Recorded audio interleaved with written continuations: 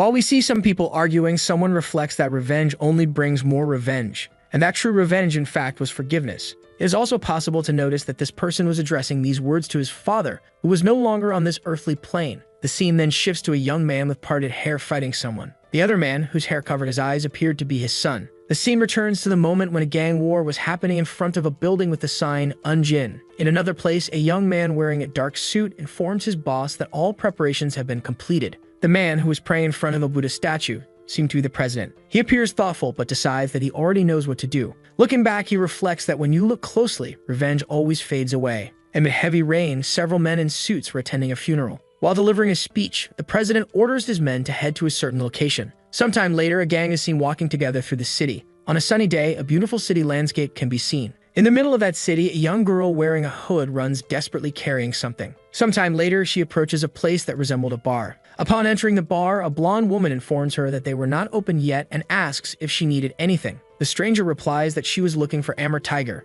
She removes her hood, revealing a swollen eye, and states that she heard she could find Amber Tiger there. However, the bar owner asks her to leave, explaining that hiring him was very expensive. Even so, the young woman places a sum of money on the counter and says that she could pay. Crying on the floor, she declares that if it was not enough, she could work to pay the remainder. For her only wish was for Amber Tiger to eliminate Gunter for her. She explains that Gunter was the one who sold her to a brothel after murdering her husband and son, and she could no longer bear the existence of that man. The bar owner, upon hearing this, realizes that Gunter was a successful mafia boss in the eastern region, and asking for his head with only that amount was quite bold. She comments that in the past she would have refused this offer, but upon reflecting on her past, she changes her mind. Then we see our protagonist, the so-called Amber Tiger. The young man remains silent but nods, indicating that he accepts the job. The blonde woman then informs the desperate girl that she was lucky that day, because either way they needed a head like Gunter's, a head worthy of Amber Tiger's retirement ceremony. In an extremely luxurious hotel, all the lights were on. Inside, an intense shootout was taking place between several individuals.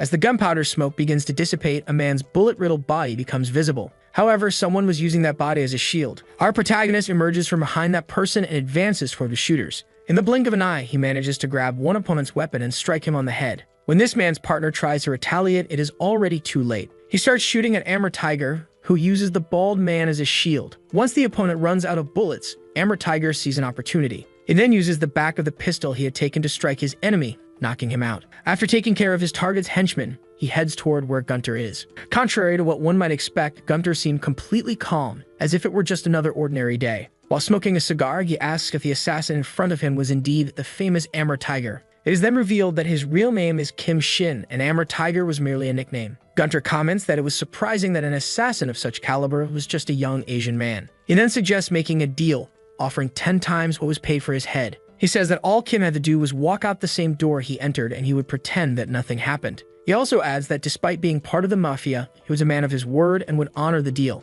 However, Kim seems indifferent and simply refuses. The man gets angry and tries to draw his weapon to kill Shin, but before he can even react, a knife flies into his throat. After finishing off his target, our protagonist walks over to his side. He seems to look out the window, staring at the scenery in view while deep in thought. In his mind, the young man simply states that revenge could only be bathed in blood. Sometime later, we see Kim taking a shower to wash the blood from his body. While doing that, the boy is smoking, deeply depressed about something. In one of his memories, he recalls a man telling him to go to Hoenn because their Shin would find a way to defeat those guys. Pensive, the boy concludes that he's finished his preparations and there's no longer any reason to keep delaying his fate. So after his shower, he gets dressed, putting on his elegant suit. The blonde woman from the bar says he did a good job. She also explains that she placed the payment and the information that came from Korea inside his bag. In addition, the young woman mentions she arranged a new identity for him, similar to the previous one, just as he had requested. Lisa, intrigued, asks what he plans to do after completing his revenge. But Kim seems focused on his objective and simply replies that he hasn't thought about that yet.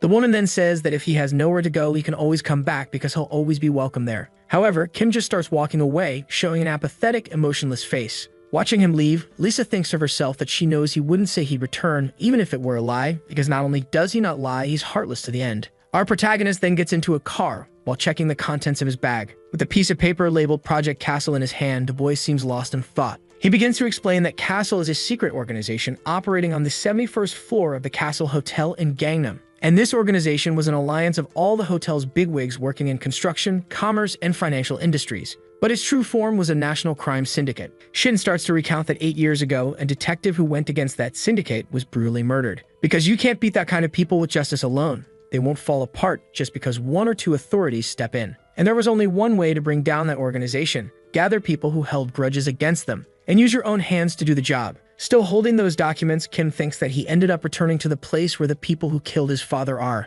Looking out the window, he seems lost in thought about that country. At Incheon International Airport, we see a plane beginning to land. Our protagonist had just arrived and remains silent, focused on his goal. On TV, the news starts reporting on current society, and the reporter mentions Kim Jae-hoon, owner of a construction company. The man also reveals that President Kim has been making donations to cancer patients. Men see that man smiling for the cameras. But in a flashback, we see that same man telling Shin that he had made a mistake, and saying that he would regret it for the rest of his life for having pissed him off. Then we see Shin beaten on the floor, and Jae-hoon adds that he was a pathetic wretch. Back in the present, Kim reflects that it was at that very moment when everything happened. As the news continues on TV, our protagonist says that on that day, his life descended into the depths of hell. However, he doesn't regret the choices he made after that, because this will be the beginning of damnation. Shin gets into a taxi and asks the driver to take him to Hoim. The man seems suspicious of Shin for some reason and asks if he has money for the trip and if he lives there. But Kim just hands him a good amount of money and tells him to drive and shut up. In the blink of an eye, the car speeds off toward Hoim. The boy in the back seat grabs his phone and prepares to make a call. He calls an old companion named Jin Tae. Tae, upon hearing that his friend is there, is surprised. But Shin doesn't care much and just asks how his investigation is going. Jin reveals that instead of an investigation, it turned into a cleanup because those bastards attacked him. And looking at a man lying on the ground in front of him, he asks whether he should lose his mind while doing this. But the protagonist says it's still too soon, and the guy lying in front of Jin turns out to still be alive. The psychopath asks if he can do whatever he wants with those guys and then starts stomping on his opponent. But Shin asks his friend to keep those guys alive for now. Seo, who is Kim's right-hand man, agrees with his boss's orders. After the call drops, he turns to his enemies in front of him and asks what they're doing. And while warming up for the imminent fight, he begins to wonder if that neighborhood is dangerous. But when he gets no answer, he seems irritated and turns to aggression. As he walks through the streets, Shin explains that Hoim was the city with the highest crime rate in the Republic of Korea. That city was full of homeless people and criminals, and it used to be his mentor's hideout, and also the base of his territory. He finally arrives at the place where Jin is. The boy's right-hand man is sitting calmly after defeating most of his enemies. He raises his hand to signal his boss until an opponent behind him moves in to attack, but our protagonist saves his subordinate by throwing a bag in the goon's face. Without hesitation, Kim charges at the conscious thug, kneeing him and knocking the guy out. He explains that what that guy did was hold his breath to hide his body from the enemy. Seo, surprised by it all, asks how that bastard managed to do it. But ignoring him, Shin asks if the worms on the ground were all the flies, and his right-hand man confirms. However, Amber Tiger notices something and points ahead, asking who those guys are. Seo is confused when he sees yet another gang approaching that area. The protagonist refers to some lists and thinks that guy was on it. Hae-Ju, the leader of that gang and rank 4 of DS security, realizes that for some reason, Shin and Jin Tae aren't running. The long-haired guy thinks that people like them are too arrogant and act like they own the place. He then declares that the territory belongs to Yeon Deok, but at that moment, a blade flies in his direction. Hae-Ju barely manages to dodge it by tilting his head and saving his own life. After throwing the knife, Seo simply states that the guy talked too much. Offended, Hae-Ju curses at Jin Tae as he begins to draw his switchblade. But our protagonist asks him not to do that. With a threatening expression, the boy warns that if he pulls that weapon, he'll die. Still, guarding his territory and honor, Hae-Ju doesn't comply and even with the threat, draws his blade. He claims that those bastards think he's an idiot and furiously orders his men to attack the two immediately. He also tells his thugs to tear Jin Tae and Shin to pieces, and the henchmen charge at our protagonist and his right-hand man. One of the guys, a redhead with a bat, tries to hit Shin, but he easily ducks under the swing. And as a counterattack, he lands a clean jab to his opponent's face. Without hesitation, he immediately strikes another of the thugs with an elbow, and to finish the third, he lands a solid punch to the man's stomach. Hae-Ju, seeing his subordinates being defeated, is shocked. In fear, he draws another switchblade and asks Shin who sent him there. Shin analyzes his opponent and realizes that even with 2 knives, they're not weapons that cause much damage. So he already knows what his first move will be, and the boy ducks, dodging the initial strike. He also predicts that Hae-Ju will throw a jab, so he reacts quickly, blocking and striking his opponent's arm. With that, he uses the same motion to land a clean punch, smashing Hae-Ju's face. The punch is so powerful, it sends the man stumbling backward. After his enemy falls unconscious to the ground, our protagonist remains calm. After defeating Hae-Ju's subordinates, Seo comments that he did most of the work while his boss just got the fun part, saying that was very selfish. But Amber Tiger ignores him and simply walks off, telling him to leave. Seo then starts running after his boss, wanting to know where he's headed. Jin Tae starts walking beside Shin, and sometime later they approach a dark alley. The blonde man says that's where his boss stayed for a while. Our protagonist immediately recognizes the pawn shop. The two of them begin to enter the place. Seo notices that the place was beautiful but completely messy and run down. Our protagonist finds a photograph on the ground and gets ready to pick it up. Upon closer inspection, we see a child next to an adult man who seems to be an old acquaintance of Shin. Looking at it, he says it had been a while. Suddenly, Seo approaches his boss and whispers that they had company, asking him to keep his guard up. From the darkness, someone begins to reveal themselves. The long-haired man says he didn't want to have to clean up corpses and then asks Shin and Seo to leave the place. However, Jinta seems confused, recognizing that person. The blonde begins to say to the long-haired man that he was Pei Wujin, disciple of Master Minseong, and that he was the one in the photograph they had found. But Seo ends up pointing his finger at Wujin, which doesn't please him at all. In the blink of an eye, a closed fist comes flying toward the blonde as if trying to hit him. Wujin notices something and is shocked by that bastard. It's revealed that Shin managed to stop Pai's strike. The long-haired man, furious, says it'll be worth it to kill those two guys. While holding his opponent's hand, our protagonist thinks that this guy was the first disciple of Kang Minseong, and probably the first weapon to bring down Castle and he'll have to recruit. However, Shin releases his opponent's hand and reveals that he didn't come there to fight. Seo, holding a bag in his hands, throws it in front of Wujin. Then it's revealed that inside the bag was a huge amount of money, which makes Wujin pause. Amber Tiger says he knows Pai is highly skilled, and if he's got nothing better to do, he should join him. But the long-haired man doesn't seem impressed and steps on the money. As he approaches Shin, he asks the bastard if he really wants to die. Even so, our protagonist is unfazed and asks if that amount was too little for Pai. But tired of the conversation, the man tries to attack Shin, who manages to defend himself. The boy then uses a move to immobilize his opponent's elbow. After locking him down, Shin says P was being very rude to his guest. But Wujin tells Shin to take his hands off him, and right after, he breaks free from his opponent's grip. After being thrown a few steps away, Kim manages to catch himself on the ground. But before he even notices, a foot appears near his face. Being extremely skilled, Amber Tiger manages to block Pai's kick. The boy, furious with this pointless fight, just stays on the defensive. Still irritated, Wujin asks if that was hospitable enough for him. He keeps trying to hit Kim, who only defends against the blows while thinking this was going to be tough. While dodging a punch by moving sideways, the boy thinks that either way he came there to test that man. Shin gets close behind his opponent and says he's cornered in a dead end.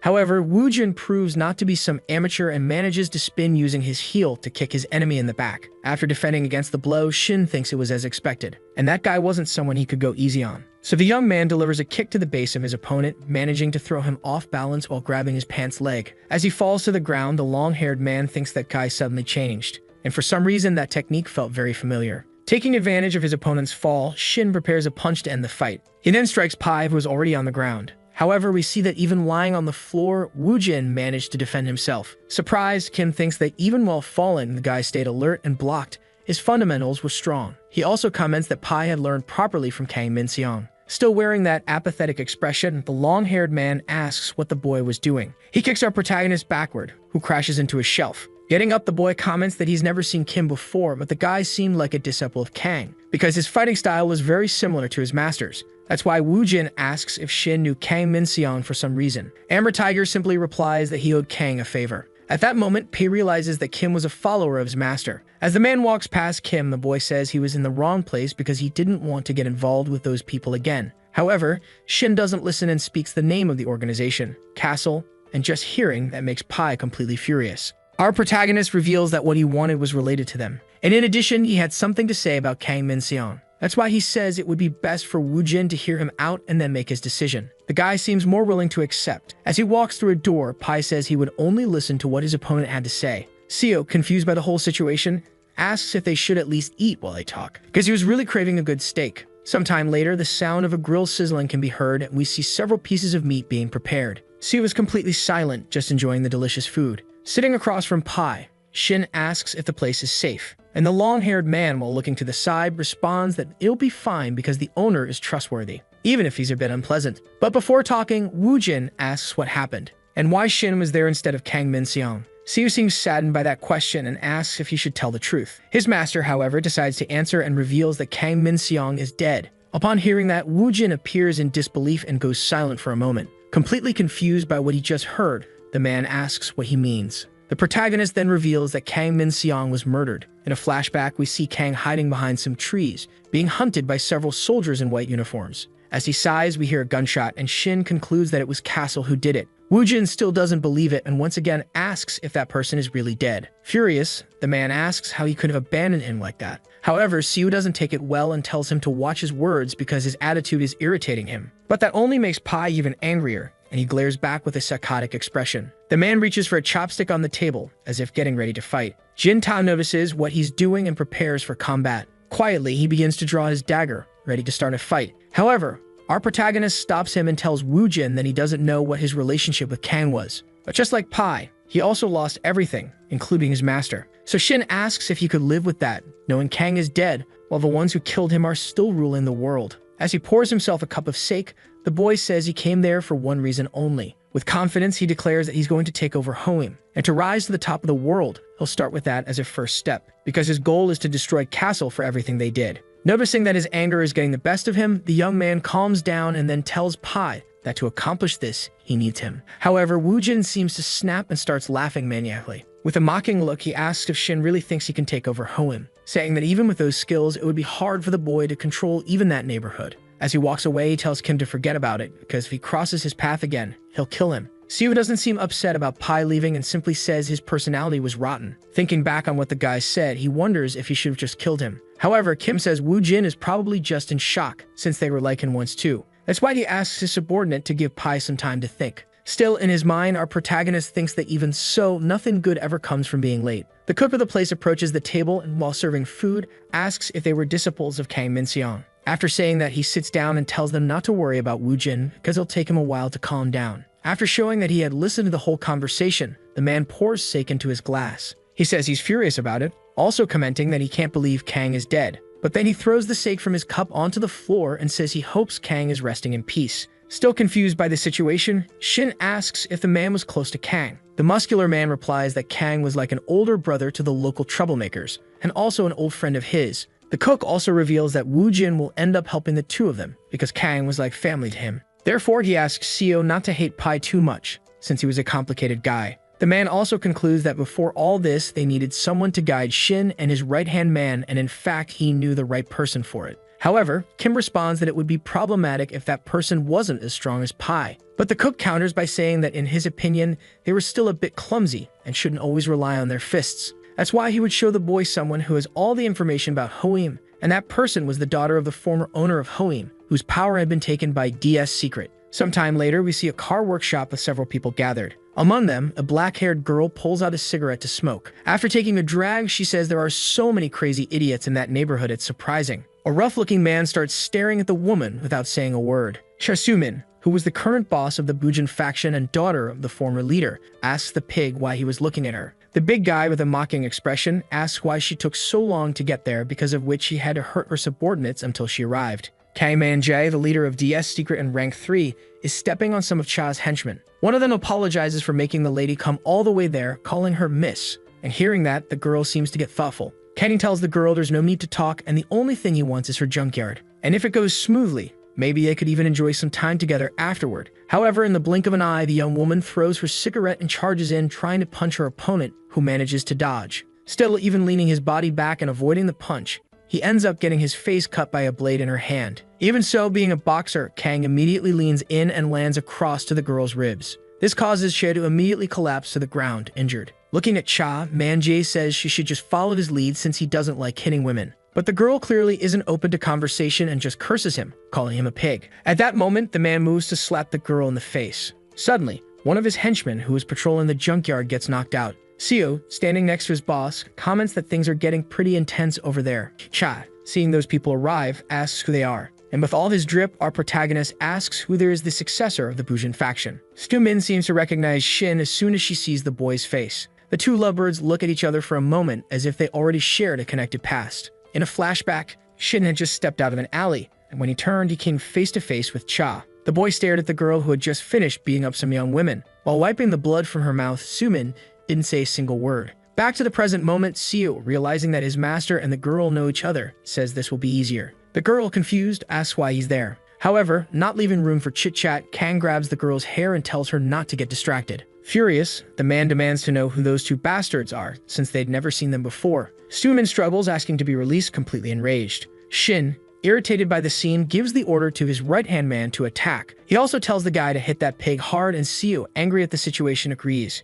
However, his master asks him not to use weapons, since it would get noisy if he used a knife, and the man replies that he understands. At that moment, our protagonist turns and kicks one of Kang's henchmen full force as he was approaching. Seo, without hesitation, charges at the big pig to end the fight. The man doesn't seem very intimidated, saying that bastard really doesn't know fear. Jinta gets close enough and Man Jae tries to hit in with a jab to the face, but the young man dodges it. Seo yells that he talks too much and calls the man a pig. Then the blonde retaliates with a punch, which Kang blocks. Even with the big guy blocking his strike, Jinta doesn't stop and lands a kick to his opponent's rib area. Due to his extreme resilience, Man Jae manages to withstand the blow, but still shows signs that it hurt. Seo then uses his speed to deliver several blows without giving that boxer a chance to breathe. After taking all those attacks while only defending with his guard, the pig asks if Jinta is finally done. At last, he counterattacks, trying once more to punch his enemy, but Shin's right-hand man proves very skilled, dodging to the side again. The young man charges in, taking advantage of his opponent's opening. He throws a high kick at Kang, who barely manages to block it. With a mocking tone, Seo says he was just warming up. The pig keeps trying to land punches, but he's far too slow, and this time the blonde ducks easily. Jinta retaliates, landing a solid punch to the stomach of that damn pig. While dodging attacks with ease, the boy thinks that guy is a little slow, but very tough. Man Jae, even after taking several hits, remains unfazed and says Seo is a dishonest bastard. The blonde realizes that at this pace, it would take more than a day to defeat the guy. So he says he doesn't care anymore and decides to take action, then starts charging at his enemy. The man, seeing the boy approach, gets ready to punch. But upon closer look, he sees that Seo has just drawn a knife and is planning to stab him. So he immediately drops his guard, unsure how to react. Seeing that opening, Jinta reveals it was just a bluff and starts spinning for a kick. After a few spins, he jumps in the air and lands a direct heel strike to the man's face. Even being extremely resilient, the pig can't withstand the power of the blow and collapses to the ground right after. Seo turns to his master and says it's not like he actually used the knife. Still reluctant, Shin agrees, saying he did well. Then the boy turns and looks at Cha. The girl, seeing she's being watched, looks away. Later, while smoking, she's surprised that Shin is really alive. She comments that she thought the boy was dead because he disappeared so suddenly. Our protagonist simply replies that dying wasn't easy. Stu-min, hearing that deep line, stays silent for a moment. Confused, she asks why he's there and what made the boy seek out a gang leader. Shin reveals that he wanted to make a business proposal because he's planning to take over Honim and needs all the power and information he can get his hands on. That's why he wants the influence of the Bujin faction. Upon hearing that, Che realizes the boy found her after 8 years just to make a business proposal, but also notes he wasn't being honest. The girl reveals she already knows the protagonist's real goal, because instead of Hoim, he's after something darker. And the boy's target is Kim Jae-hoon, who's behind everything. With a serious expression, she asks if the boy is finally going to get his revenge after all this time. Shin, hearing those words, stays silent for a moment. Coldly, he says he just needs information on Hoim and DS secret and also manpower. He also states that he'll pay, and not only that, the girl wouldn't have any trouble if she accepted the deal. Tempted, Cha replies that it's not a bad deal, but she has one condition. She wants the boy to protect that junkyard because it's important to her. Shin then replies that he'll do it. Soo-min also says he should keep watch there at all times because just like he saw, enemies can show up at any moment. With a sly smile, she asks him not to be scared, leaving the boy confused. Right after, the girl stands up and asks him to follow her, saying she'll leave him a free room. Staring at his old friend, Shin thinks he didn't expect her to accept the deal so easily. So he figures she's planning to watch what he and Seo will do. And as always, she's extremely cautious. Jin-tae appears confused by the whole situation. We then cut to DS secret, and the boss of the place asks if those guys who attacked Kang were part of Cha's gang. We see that Man Jae's henchmen are completely stripped after being beaten up. Kang is giving his report on the situation covered in blood after the beating, and he says it was the first time he saw the guys who attacked him. The boss of DS secret, irritated by the situation, thinks there isn't a single day where the neighborhood is peaceful. Furious, the man questions why the neighborhood has to be like this just to be Dajun's subordinate. The director of DS Secret simply responds to his boss that he's sorry. The president turns and says he could crush the insects that did this, but that action had consequences for them. Seeing that their boss is furious, the president's subordinates become extremely tense. Kang, who is the main one responsible, looks completely devastated, unsure of what to say. The man then reveals that his honor had hit the ground with the shame they'd brought upon themselves. Yun Deoksu asks Man Jae if he can still call himself part of the Deoksu family after that. Bleeding, Kang apologizes and asks his boss for forgiveness, calling him Kyunnim. However, grabbing a trophy beside him, the man tells his subordinate he has no right to call him that. Enraged, she strikes at Kang's head without hesitation. Deoksu lands a clean blow to the side of Man Jae's head. While beating his former subordinate, the man says that if you can't solve it with words, you solve it by beating someone to death. Seeing their boss's cruelty, everyone around becomes completely shocked and intimidated. After finishing Kang, the man sighs in an attempt to calm himself. He calls Manjai a pathetic bastard while snapping his fingers at one of his subordinates. The guy rushes over at full speed to light his master's cigarette. Young calls for Dajian, who quickly steps forward and asks what he needs. And so the man orders Dajian to take care of the people from the Bujin faction. Upon hearing that, the scared man replies with a sadistic grin that he'll take care of it. Early in the morning, we see the junkyard that belonged to Cha. Seo and the girl are sleeping inside her house. Our protagonist, already awake, is standing in front of a few cars. While meditating, the boy thinks that 8 years have passed. He imagines himself with a knife in front of a person, wondering if his blade will ever reach the people who killed his father. After taking a deep breath, he attacks the man in front of him, who quickly counters. A knife fight breaks out with the two evenly matched in strength. Our protagonist is wounded in the shoulder, but he manages to retaliate, wounding his enemy as well. After that battle, he returns to reality, and we see that he was only training in his imagination. The young man senses someone approaching and asks who it is. We see that behind him stands Dajian, Yun's henchman. A scared man stares at Shin for a moment. While smoking, Dajian says that he really can fight, and it's no surprise that Kang lost to him. Kim seems to recognize the man and asks if he's alone. The guy replies that it would have been troublesome if he brought his crew along. Dajian prepares to deliver a message and asks Shin to also share it with the people in the junkyard. Then the man says that if the boy wants to live, he should leave that place by sunset. After saying that, he takes a breath and thanks Shin for letting him witness his skills. He also says that Kim could become a leader wherever he goes, just not there. And if he sees the boy there that night, they'll kill him. Shin doesn't seem intimidated at all, saying there are guys like him. Gangster wannabes who think they rule everything. But he's completely wrong if he believes that. The young man also states that if he is a gangster, then he should act like one and not go around causing unnecessary chaos. The man shows an angry expression upon hearing that. But he begins to walk away, saying that this really is interesting. Finally, before leaving, the man warns that he'll see Shin around. Kim, on the other hand, just watches his potential enemy walk away. He thinks that in DS Secret's food chain, that guy is ranked second, which means he's very different from Kang and the others Shin defeated the day before. Also, looking at the cigarette the man threw on the ground, the boy says Dajian is very cautious. Sometime later, inside the junkyard, we see a meeting of the Bujin faction. Lee Cheol-min begins his presentation about DS Secret. He explains that the company used to be a smaller organization called the Eastern Faction, but 2 years ago they took over Homeim in the blink of an eye. He adds that Yun Deok-soo was famous for his strength, but someone was behind him, and they only managed to expand that far thanks to the Hassan Construction Company owned by Kim Jae-hoon. The man also states that there were a bunch of organizations in Hoeim, but now most of the area belongs to DS Secret, and they've taken over a large portion of the local trade. Sure, here is the full English translation with line-by-line spacing and no omissions. Especially the illegal part, Sue questions whether they really sold that stuff, since a company controlled by the construction firm shouldn't be involved in that. Cha interrupts and says that kind of trade brings in good money, and they have politicians backing them to cover up the crimes, and that, in fact, it was just a front corporation. Because in the end, they were criminals, and at that moment, another member of the Bujin faction asked the protagonist's right-hand man if they had a plan. The Bujin faction's advisor, Shin Won-il, adds to that by saying that compared to DS Secret, they were nothing. However, this time it's Shin who interrupts, saying that he won't be able to win if he keeps talking like that. The boy comments that money and numbers don't mean anything, and to defeat someone, you have to find their weakness. And after that, you have to eliminate them with one swift move. As he stands up, the boy explains that Jin Ta would help them because his goal was to acquire some drugs. Soo-min asks Kim what he was thinking getting involved with that kind of thing. The guy explains that he was trying to find DS Secret's weak spot. As he takes a picture of Dajian off the wall, he adds that this way he might figure out how to take those people down. Shin shows the photo of Dajian to Cha, explaining that he met that guy in the morning and mentions they're planning to return to that place at night. Upon seeing that photo, Shin Won-il recognizes Dajian, calling him a bastard. The protagonist asks his colleague if she knew that person, and the girl replies yes, since that neighborhood was basically his turf. However, she explains that now is not the time to worry about drugs in case those people come back, and asks Seo to stay and defend the junkyard. But Kim says he'll take care of Dajian, and the girl should help Jin Ta get the drugs. Cha, worried, asks the guy not to confuse Dajian with someone like Kang, because he was very different. However, Kim responds that he knows, but it's still too early for them to use all their members.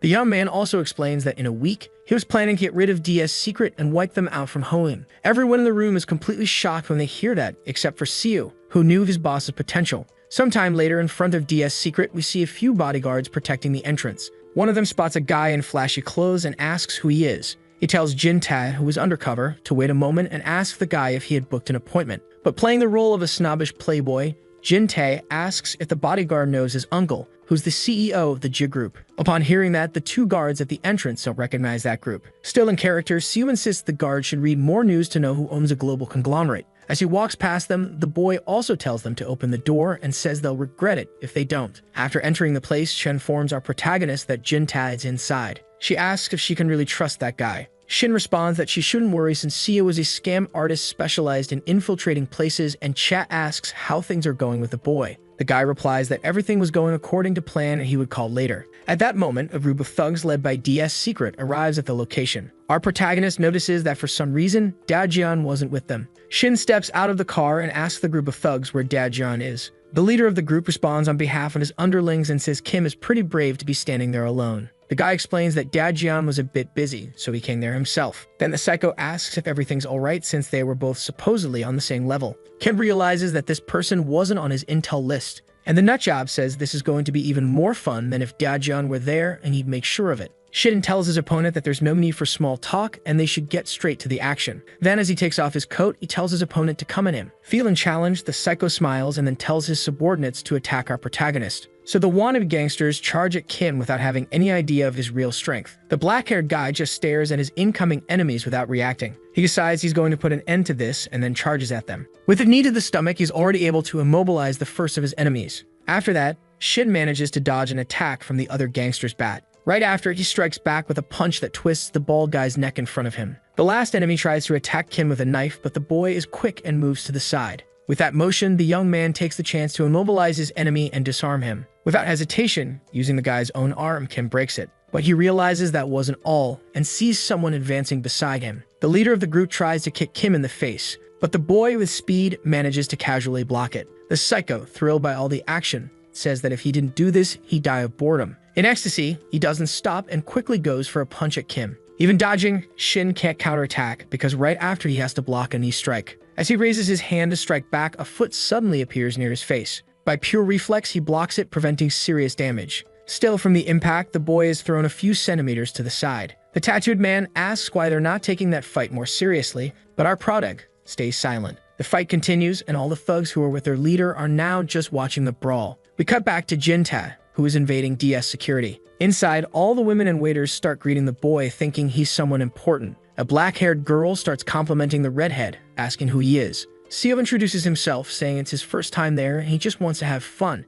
asking the pretty lady to show him around. Falling for his charm, the girl starts walking to take the boy to a place. Elsewhere, we see a woman fawning over Jin Tae, and the completely shy boy tries to resist the temptation. He thinks that the woman beside him is exactly his type, but he knows he can't do this. The woman, confused, asks if the boy doesn't like her since he won't even look at her. The redhead quickly replies that she's extremely beautiful, but he came there to see someone else. The woman then asks who that person is. Seo remembers some instructions given to him by Cha. The boy then asks the girl to call Susie. However, the woman plays hard, saying she doesn't know that person. Being a smooth talker, the boy realizes what she wants and places a wad of cash on the table, asking her to think again. Even so, the girl still seems reluctant, saying that the person he's looking for doesn't exist. But the boy counters that she's getting it all wrong because that money was for Susie, and hers was what he had in his pocket. Then he pulls out an even bigger wad of cash. Immediately, the woman gets up, ready to accept the offer. She takes the money and asks the boy to wait there for 10 minutes. Jin Tae, seeing that his plan worked, just agrees. Outside the place, Sumin is in the alleyways of a building. Even without looking to the side,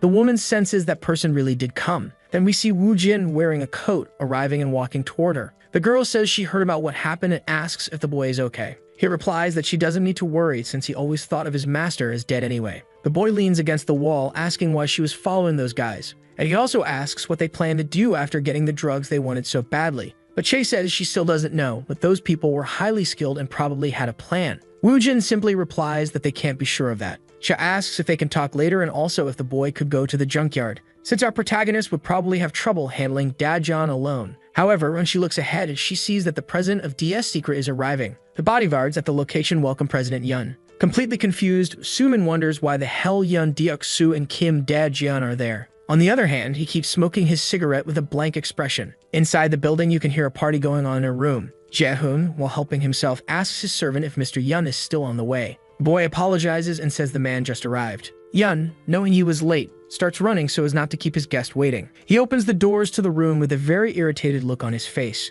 But then the young man smiles happily upon seeing President Jae-hoon there. However, a glass full of liquor flies toward him and hits his face. Jae-hoon, furious for having waited, states that he didn't come there to play games. Even after that offense, Yun doesn't seem interested in retaliating, so he simply bows, welcoming Jae-hoon and apologizing for making him wait. Still, Jae-hoon isn't satisfied and says that if Yun is truly sorry, he should kneel with his forehead to the floor. We then learn that this man is the president of Hasan Constructions and the sponsor of Yun Deok-soo. Jae-hoon remains silent, simply waiting for his subordinate to do what he said. Da-jin, on the other hand, looks at his boss, curious to see what he will do. Yun, despite his fury and clenching fists, doesn't know what to do. He begins to lower himself as his superior starts laughing. The well-dressed guy says he was just joking and asks if his subordinate was really about to have through with it. A friend of Jae-hoon comments that Yun is a really nice guy and asks his colleague if he can ask him for a favor. Jae-hoon allows his friend to make a request to his subordinate. However, another man present asks to go first, saying he has a troublesome inspector and wants Yun to get rid of him. Da-jin lights a cigarette for the man, and then hands him his president's business card so he can contact him. Yun, who was furious just moments ago, collects himself by sipping some soju. Right after that, he tells the man to call him if he really needs that service. Jae-hoon, realizing Deok-soo is in the palm of his hand, gives a small smirk. While getting ready to leave, the young man calls for his subordinate. The president of DS Secret promptly responds, eager to hear the orders he will receive. The construction boss then states that Kang Chang-seok has been released. Jae-hoon also explains that the man had been chosen as a model prisoner. With a serious expression, he approaches his subordinate and tells him not to delay the cleanup of Hoim any longer. It had already been 2 years since Yun decided to take over that city, and they still hadn't managed to complete it in that time. Because of that, people were probably starting to think poorly of him. Finally, he declares that this is Yun's last chance to get it done now. With a serious expression, the man simply responds to his master that he understands. Then he bows, waiting for the young man to leave. Down the hallway, Da-jin is walking. Nearby, Jin-ta is just observing the situation. In his mind, he thinks he came there to see if he could find anything useful, but that this situation is dangerous. And he shouldn't even imagine that there were 3 of those kinds of people there. So the boy concludes that he should probably get out of there quickly. Still, he thinks that Kim Da-jeon being there means the boss is having another problem now. Back to our protagonist's fight.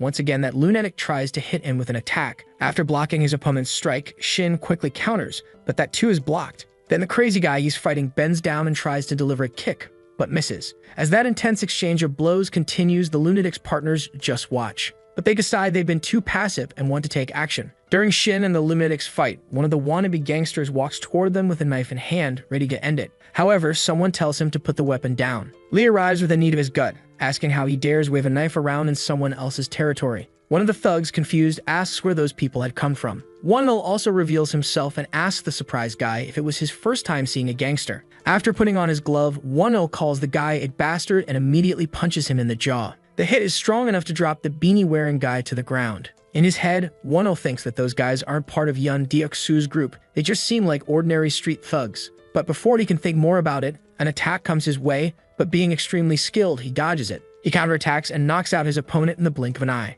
After thinking for a moment, he realizes that the one who came there was actually that guy. And that person was Kim Seong-jun, the bastard who was fighting Shin. At that moment, Seong starts landing several blows on Kim, who only defends himself. Shin remains calm even in that cornered situation, just waiting for an opportunity. He sees an opening and dodges to his opponent's side in order to counterattack. However, Seong doesn't seem satisfied with that and then tells Shin to stop trying to run. After saying that, he kicks our protagonist in the face, who ends up having to defend himself with his arms. Determined to put an end to that, the boy says he has seen enough. Suddenly, a movement happens and a few drops of blood fall to the ground, but we don't know who they belong to. Seong, with a bleeding nose and totally confused, wonders how that guy changed so suddenly. We see Shin standing imposingly in front of his fallen opponent, and angry, he demands to know what his deal was. Chu doesn't seem satisfied with the outcome of that fight and is overtaken by rage. He curses our protagonist while drawing his blade and charging at him. However, Shin already knows how to handle that and easily immobilizes his opponent's arm. The boy twists Seong's arm, disarming him and making the guy feel enormous pain. Confident, Amber Tiger gets ready to finish the battle once and for all, stating that it would end right there. With Seong's arm immobilized, he prepares to break the bone, but someone yells for him to stop. One of the members of the Bujin faction asks if he could let Seong go, pleading for Shin to do it.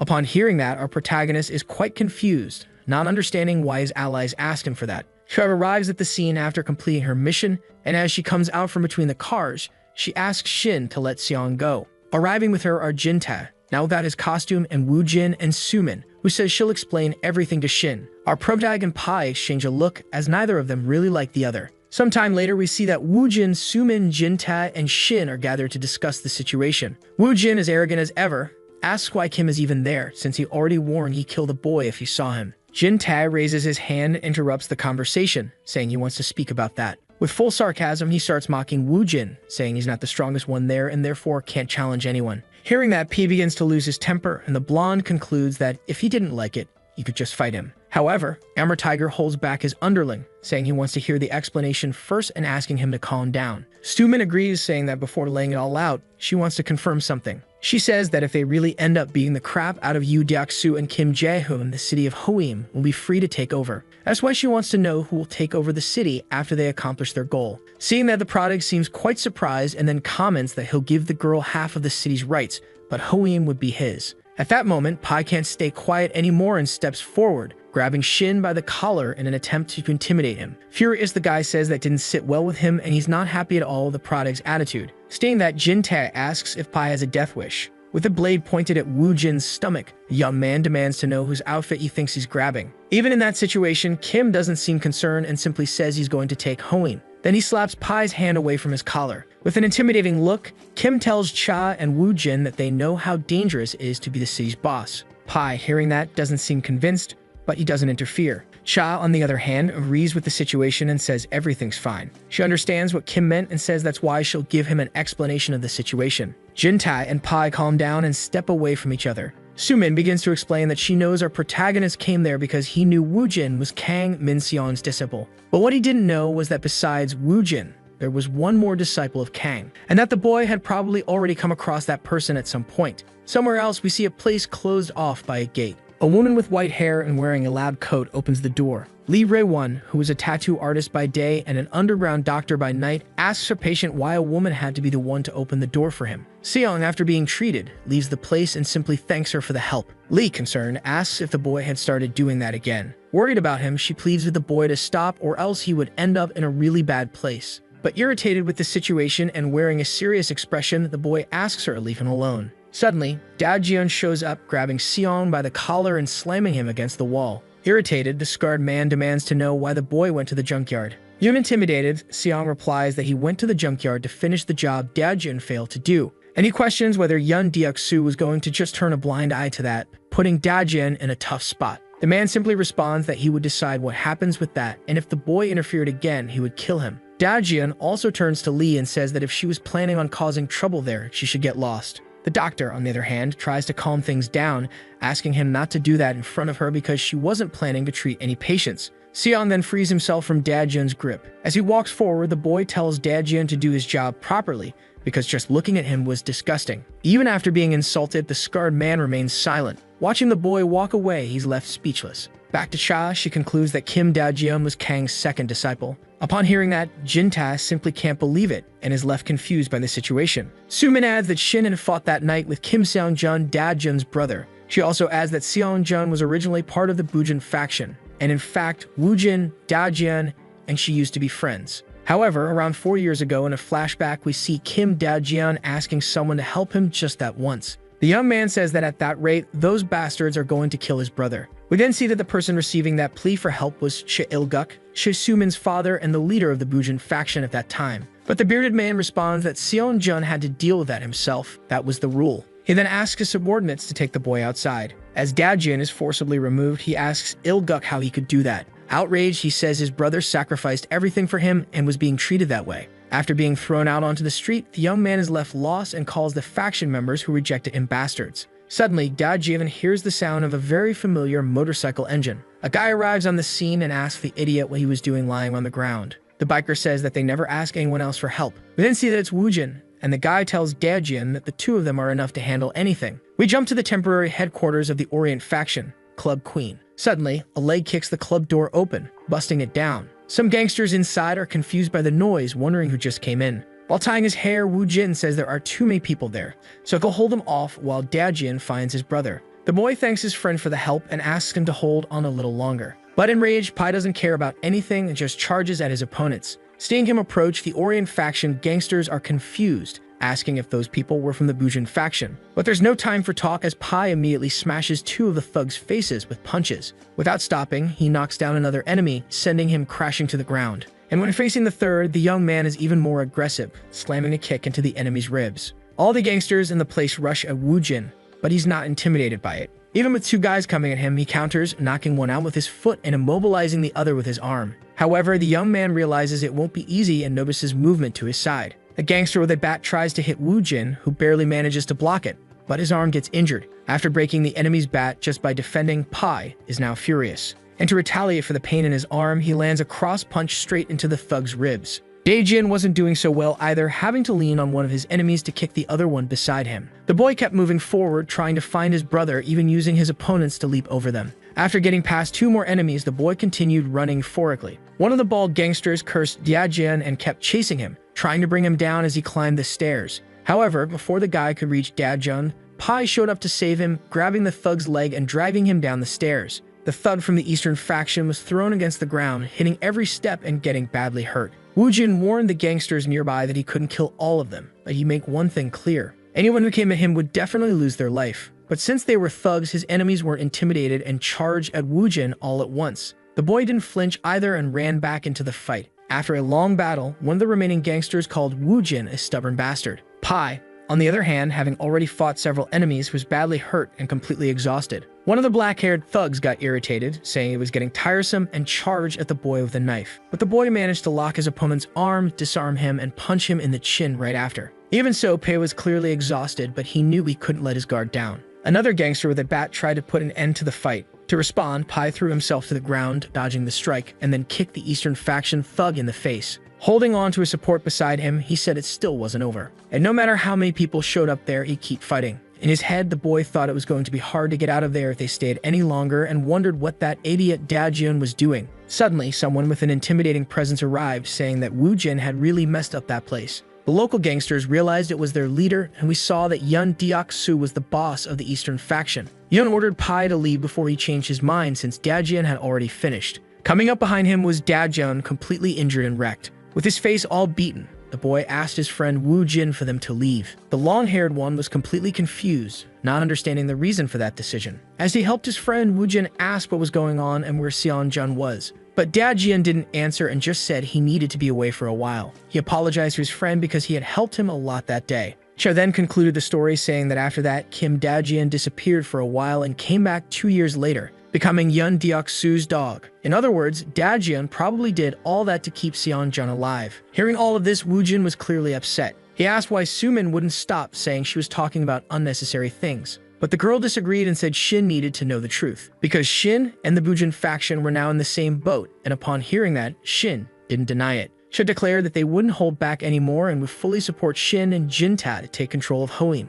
Jinta, hearing that, commented that the girl seemed really excited about it. Pai, not seeming to agree with the situation, asked if Cho was crazy and why she was trusting a stranger like that. The girl, furious, responded that it had been a long time since those guys turned Hoim into their playground and the Woojin faction couldn't do anything about it. That's why they needed to bring Hoim back to what it once was. She also said they would support Shin until all outside factions were out of Hoim, and the price would be half the rights to the city. And after saying all that, she asked what the boy thought about the situation. Though reluctant, he accepted, making Woojin even more pissed off. Pai looked suspiciously at our protag, still doubting him. Some time passed, and we saw Jinta saying that sucked because he really wanted to punch Pai since he was an arrogant bastard. Still, he was surprised by that woman since she seemed fine with it. The boy also wondered why she trusted them so much, but Shin replied that she wasn't doing it out of trust, then asked if he had brought the item. Jin promptly answered that he had brought what his master had asked for, and pulling something from his jacket, he commented that getting it wasn't easy at all. He also states that Kim Jae-hoon was there at DS Secret. But of course he didn't do anything since he knew Shin wanted to handle it with his own hands.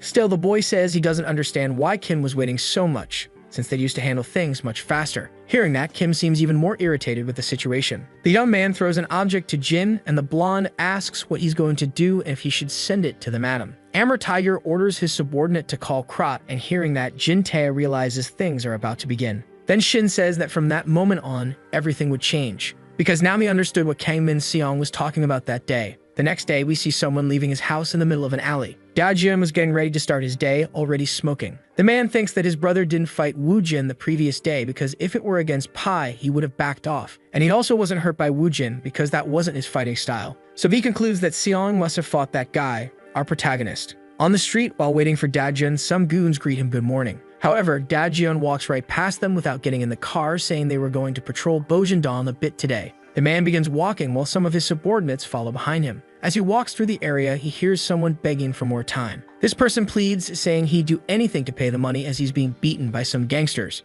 The poor man says he'll be able to pay next month and begs the loan shark to give him more time. But the man beats the poor elder and says no, because he's been stalling too much with that payment. Next to him is Hayek-ju, the man who got beaten up by Shin the other day. While getting hit, the old man says they're all going to hell because all the money they have comes from beating up innocent people. But before the loan shark can continue hitting the old man, Hayek-ju tells him to stop. Then coldly, the long-haired man kicks the old man in the face. Meanwhile, the old man's wife is wondering what to do, but another gangster is intimidating her. Hayek-ju says they aren't stealing since the money is theirs and they only lent it. Furious, he grabs the old man by the hair. Then the guy tells the elder that it looks like he's not thinking straight because of his age, but if he can't pay, he should just hand over the store to them. Without a shred of mercy, once again he goes to attack the defenseless old man, but someone tells him to stop. Dajin, who had arrived on the scene, says he'll handle it for Kim, so Hayek-ju can leave. The other faction goons bow to the director. Hayek-ju, furious, says he didn't even want to do that because it wasn't even his area. It was all because Dajin wasn't doing his job properly. Still, not in the mood for chit-chat, Dajin calls his name again. With a frightening expression, he says he already told the man to leave, and the long-haired man says if he's saying so, he'll comply with the order. But bumping into his superior, he says that every time he acts like that, he wonders if they're really on the same side. Before leaving, the long-haired man also says that eventually they're going to have to deal with it, mocking Dajin on his way out. At that moment, the wife rushes to the old man in desperation, asking if he's okay. Dajin calmly asks if the man can get up. However, even injured, the old man says he doesn't need pity from a gangster, because he's no different from that bastard. Dajin's subordinate gets angry seeing that because the ungrateful man had been helped by the director. But Dajin tells the young man not to do anything, and then decides to leave. Sometime later, we see some weapons laid out on a cloth. It apparently belonged to our protagonist, and the boy is cleaning one of his blades. In a flashback in front of his master, the boy wonders how he could defeat the guys from the castle. Kang explains that he should start by building his own power because there are a lot of skilled guys out there who could help him. And the man also says he can't help him anymore from now on. He must do his best, because Kim will definitely find a way to defeat those bastards. After remembering that, the boy seems deep in thought, not even knowing what to say. Suddenly, someone starts knocking on the door, calling for him. Appearing at the window is Jinta, who says those people were there. Looking at someone in front of him, the blonde comments that Krot was pretty fast for someone with short legs. Then we see a short man with a huge bodyguard on his back. Krot, a former assassin from Bar Iskra in Russia and current broker of the place, says he didn't expect to meet him there. The man also says it's been a while since the last time he saw that person. And then he calls Shin by his nickname, Amber Tiger. Amber Tiger, with his usual apathetic expression, comments that it really has been a long time since he saw Krot. Jinta questions why the shorty didn't mention him and asks if he was invisible. The ex-assassin says that Amber Tiger's absence in Vladivostok must be huge. And the boy asks how Korea was treating him and if he was enjoying the place. Krot promptly answers yes, because he's getting plenty of work and consequently making money, and he even got himself a bodyguard. Jinta, on the other hand, questions what kind of assassin needs a bodyguard with him. But changing the subject, Krot asks what he can do to help our protagonist. Then suddenly, Jin throws a vial with pink liquid toward Krot. The man catches it, and Shin asks him to find out where that object came from. Examining the vial, Krot immediately realizes it's Fika. The ex-assassin comments that since Shin never showed interest in that area, he might not know, but that item is very popular in the alleys of Russia. And also because that belonged to a certain someone, Pitin. And hearing that, Jinta and Shin are completely alarmed. Finally, Krot concludes that the item was from Bak Du-chan. The Russian also says that, as Amber Tiger knows, all the tech they used was invented by Bak Du-chan. Besides that, there's no way to escape Pitin, no matter how hard they try, and he warns that it's dangerous for Shin to get involved with him, even if he is Amber Tiger. But the boy replies that he already knew that, however, it couldn't be avoided. With the hunter's aura, the boy says he has a few things to settle with Bak Du-chan. Krot tosses the vial back to Jinta while saying he understands, and if that's his will, then he should go ahead with it. Before leaving, the man also says that if the boy needs anything, they can call on him. The assassin also says that if the boy needed it, even Krissa and Medvedi could help. And as he walks away, he says he'll pray for Kim's safety. While walking out, his bodyguard says he's heard the codename Pitin before, but he thought that person had retired a long time ago. Then he asks Krot if that doesn't mean Amber Tiger is better than Bak Du-chan. The short man replies yes, because Amber Tiger is the best assassin he's ever seen, and he never got to witness Pitin's skills firsthand. However, Pitin is the first person that comes to mind when you say the word assassin, and he was the embodiment of that word. Krot states that if Pitin, known as the legend of that side of the world, and Amber Tiger, who currently holds the best skills and talents for to fight, it would be a tight battle, and one of them would definitely die. With a smile on his face, the Russian declares that either way he couldn't help but get excited about it. The bodyguard then asks who the bold, yellow-haired guy next to Amber Tiger is, wondering if he's Kim's bodyguard. As he gets into his car, Krot just says that Jintad's a collector, leaving the bodyguard confused. The giant says he heard that guy wiped out an underground organization with only 2 knives and asks if he's really just a collector. Krot replies that maybe he's annoying, but he's extremely skilled with blades. That's why he asked the man not to act rashly around him just because of the way he looks and his attitude, since the bodyguard's head could go flying in an instant if he let his guard down. And after that, he tells his man to stop talking because he wants to leave. They had a lot of people to deal with. Elsewhere, we see 3 men in suits and another car approaching them. 2 small groups stare each other down. The bodyguard and the man in white drop a backpack, and after opening it, he reveals that it contains the 10 kilos of fika they had requested. The other 3 men in suits from DS Security place 2 briefcases on the ground.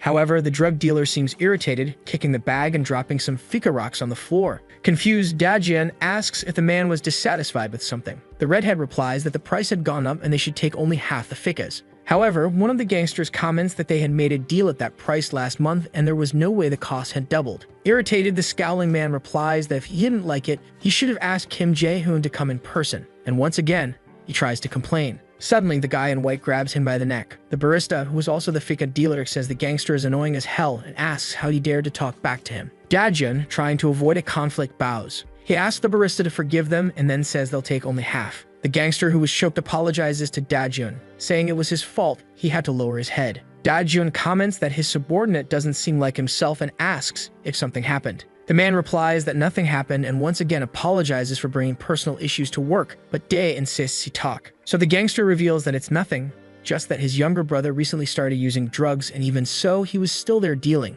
Jian replies that even if he didn't sell, someone else would sell drugs to his brother, and that it was precisely because he was involved in this that he could protect his brother. The man also tells the gangster to stay strong and make sure not to show what he thinks or feels, because that's the only way to survive if you don't have power. Later, we see Dajian approaching someone and saying he brought the goods. Yun, the president of DS Security, comments that the guy did a good job and asks him to have a drink. The Scarface man thanks him, then grabs a shot of soju, and Yun simply watches as his subordinate drinks. The president says it's been 20 years that he's lived this criminal life, and in 20 years he hasn't seen anyone as skilled as Dajian. After drinking, Da thanks his boss for the compliment. Deok-soo continues his speech, saying that a man needs to swim in wider waters and then he wants to climb higher in life. But despite wanting that, things haven't been working out, since the man who is supposed to be his trusted right hand is busy handling some bastards in the neighborhood and neglecting other businesses. The man then questions he'll have to cut off his own right hand with his own 2 hands. As a warning, Yun tells Dajian that this is his last chance, and you should immediately get rid of the Bujin faction. Later, we see Dajian walking through the corridors of DS Security. In his mind, he says the pressure is on him now,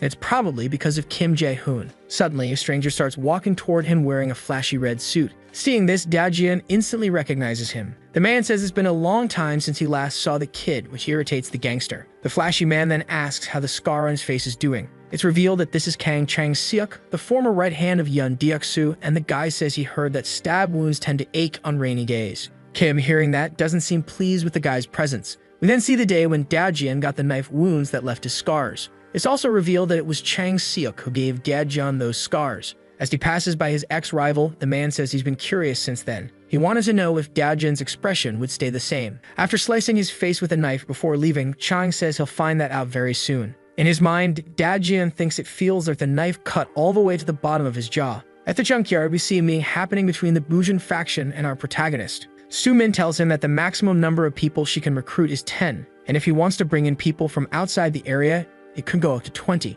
She also explains that DS Security likely has 100 members, so they must avoid direct conflict. Changing the subject, Jin-tae asks the girl if Woojin is really willing to cooperate with them. Cha replies that Pai isn't someone who sticks to any group. He's always been like that. Wondering who is currently in command of DS Security, our protagonist guesses that it was probably Dajian running the place. Cha's subordinates get quite irritated upon hearing that name. The girl promptly replies that the boy was right. Our protagonist asks Su-min to tell him what kind of person Dajian was, and he questions whether it would be a problem if he handled the gangster alone. Upon hearing those words, she seems a bit pensive. Sometime later, we are taken to a tattoo studio. Inside, Da-jeon is sitting, staring at a cup in front of him. Lee Cheolmin says she thought Dad had come there to drink coffee, but he hadn't even touched the cup. Kindly, the woman asks Da-jeon to open up to her and tell her what was going on because she was willing to listen to everything. However, finally touching the cup in front of him, the boy replies that nothing had happened. Cheolmin goes on to say that his brother was always like that before stirring up some trouble, getting all serious and pressing his lips together. Then she asks if what's going on with Da-jeon is related to Sumin.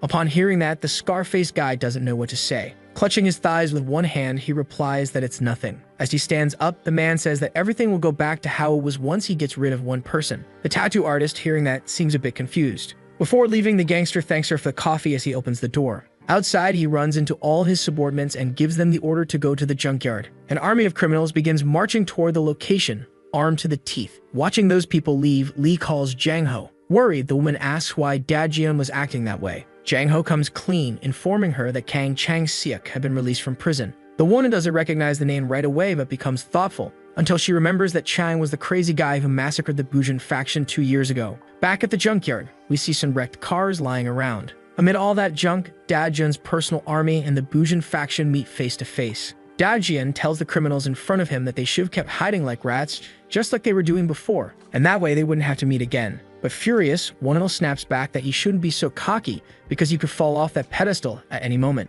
Cutting to the point, the scarred gangster asks where Sumin was. Jin-tae arrives at the scene, asking why Da-jeon was looking for the girl. Mocking his opponents, the blonde says that with the way they look, he's not surprised they're nothing more than gangsters. We see that standing next to him was his boss, Shin. The director of DS Security, upon seeing that his opponent Shin had come, takes on a menacing stance. He says that none of this would have happened if Kim had just left, but now it was too late. However, the boy replies that he never thought about leaving since he was going to take over that place. While taking off his coat, Da-jeon calls the boy crazy and asks if he even knows who he's burying his fangs at. He thinks to himself that he'll show Sumin what a terrible mistake she made by trusting Shin and declares he's going to rip out his fangs right now. Back at the bar owned by Kang Min-seong's friend, we see Woo-jin drinking inside. The cook criticizes his friend's drink choice and asks if he's broke. As he pours another shot, Woo-jin tells him to stop the unnecessary nagging. Suddenly, a hand starts to open the door, and the cook immediately realizes who it is and is surprised. Sumin, after arriving at the place, walks up to her former colleague. Woo-jin, drowning in alcohol, asks the woman if she had something to say to him. However, the girl just asks him to get up because she wants him to come with her. But the young man refuses and tells her to go away. Tired of that conversation, Sumin tells him to stop running away. She says the two of them had been constantly closing their eyes,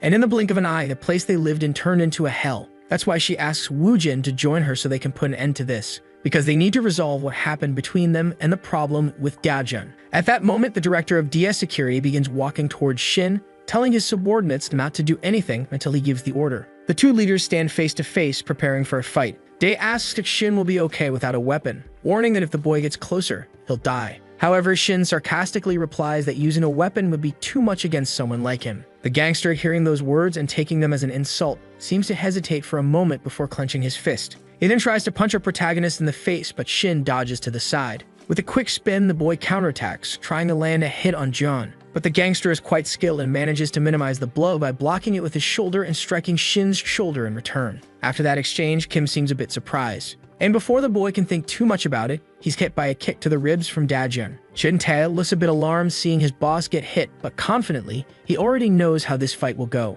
Da-jeon, with an extremely terrifying expression, declares that he's going to make his opponent pay for pissing him off. The blonde, on the other hand, thinks it's been a long time since his boss got punched by someone. At that moment, we witness an honest exchange of blows between our protagonist and his enemy. Once again, our protagonist ducks to dodge an attack. With ease, he also leans back to avoid a clean punch to the ribs. Already frustrated, Da-jeon prepares to throw an uppercut at Shin, who once again manages to step back. Seeing his attacks constantly dodged, the man starts to get a bit irritated. Jin-tae, who is beside Wonil, asks him how strong Da-jeon is and if compared to Woo-jin, who would win. Wonil replies that he doesn't know since the two never met or fought. But what he is sure of is that people who saw Woo-jin fight thought they were watching a fighting machine, and that's why Dia recognizes the boy's skills. On the other hand, Da-jeon didn't have a flashy start in the underworld, but even so, he remained the only one standing among all the renowned fighters. Because he went through a lot over the years, and Wonil couldn't even imagine how strong Da-jeon must have become. Even after hearing that, Jin-tae still looks confident.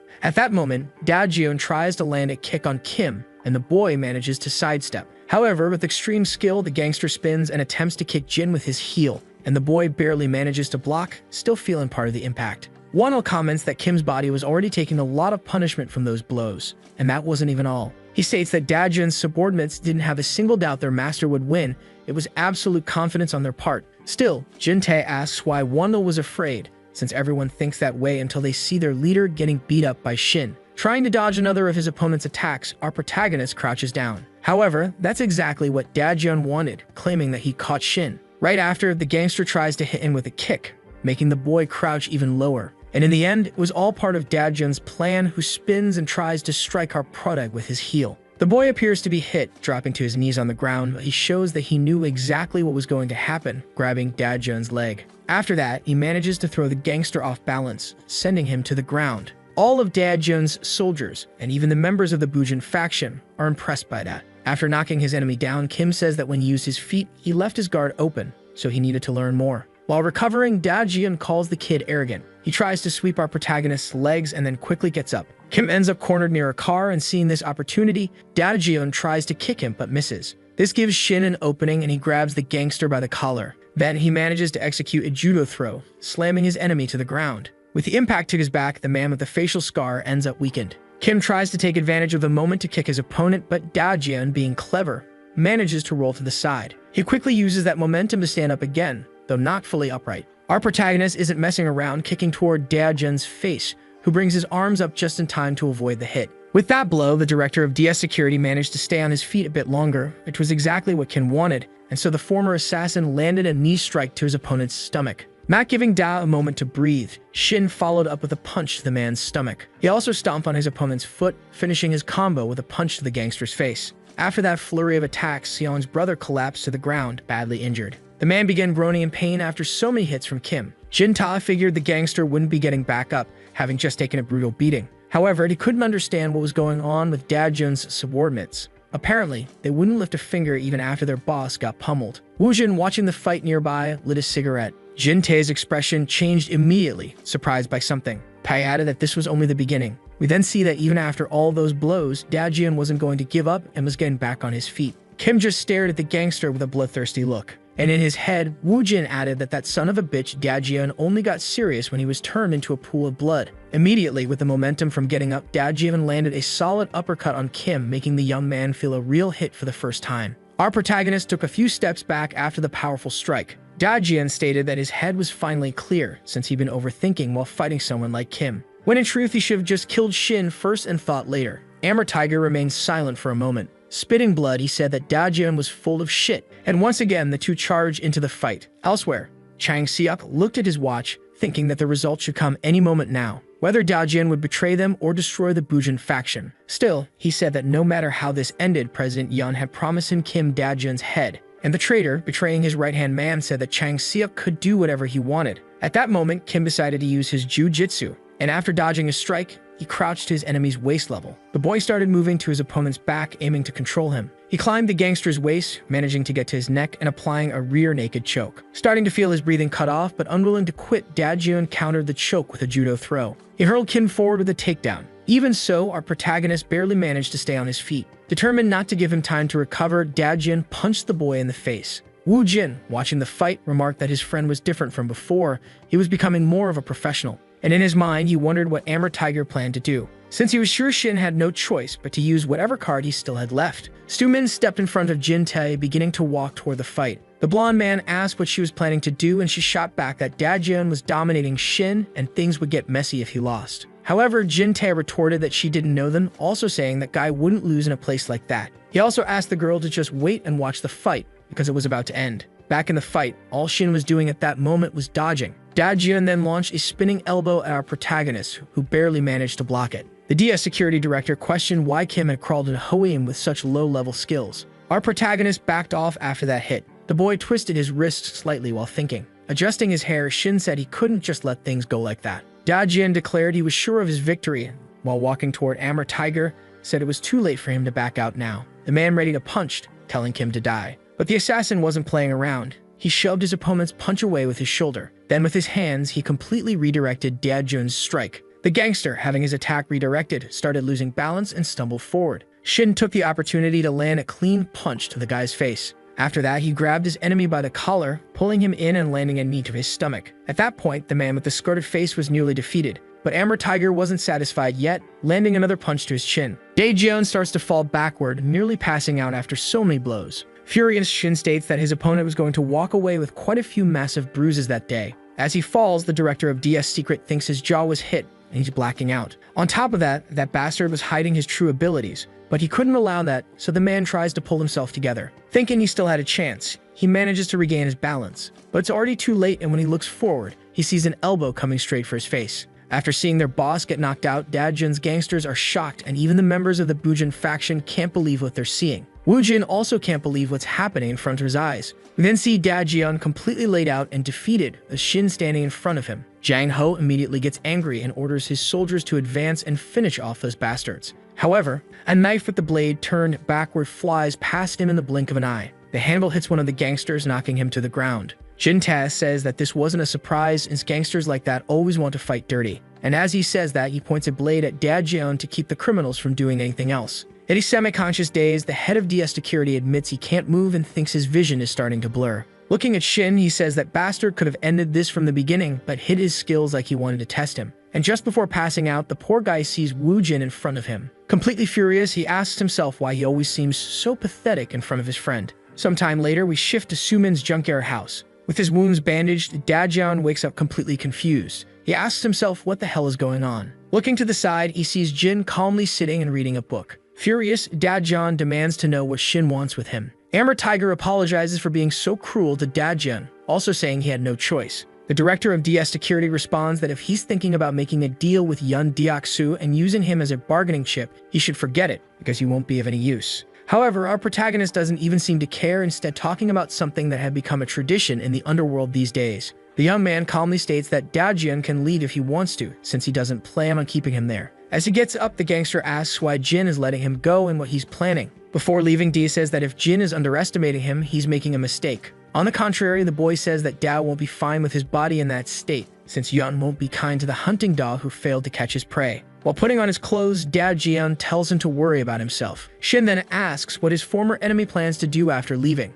The former director of DS Security stops for a moment and seems thoughtful. Kim says it's too late and Daejeon can't do anything now, since Yun Deok-soo will be searching for him all over the city. Then, with all this cunning, Amber Tiger asks if Dae wouldn't consider taking down Yun Deok-soo with him. Hearing that proposal, the man looks extremely contemplative. Elsewhere, we see Seong-jun walking the streets of Holim. The young man talks to someone, saying he thought that person would stay in prison for at least another 10 years, but they got out real fast. Chang Seok, who is behind him, says that Seong is as arrogant as ever and asks where his brother is. However, the guy says that even he doesn't know, and even if he did, he wouldn't tell a bastard like him. With a psycho-looking smile, the assassin says that Seong is going to meet his brother real soon. At that moment, someone shows up calling Seong trash and strikes one of the guy's underlings from behind. We see that it was Woojin who just knocked out Chang Seok's subordinate. In a commanding tone, he asks who the hell Chang thinks he is. Back at the junkyard, our protagonist tells Daejeon that if he was worried about his family, he didn't have to be, because he had already made sure Seong was safe. The gangster then asks why the kid came to that city. He also says that this world is more than it appears and asks if Shin has realized that there are unbelievable big shots behind it all.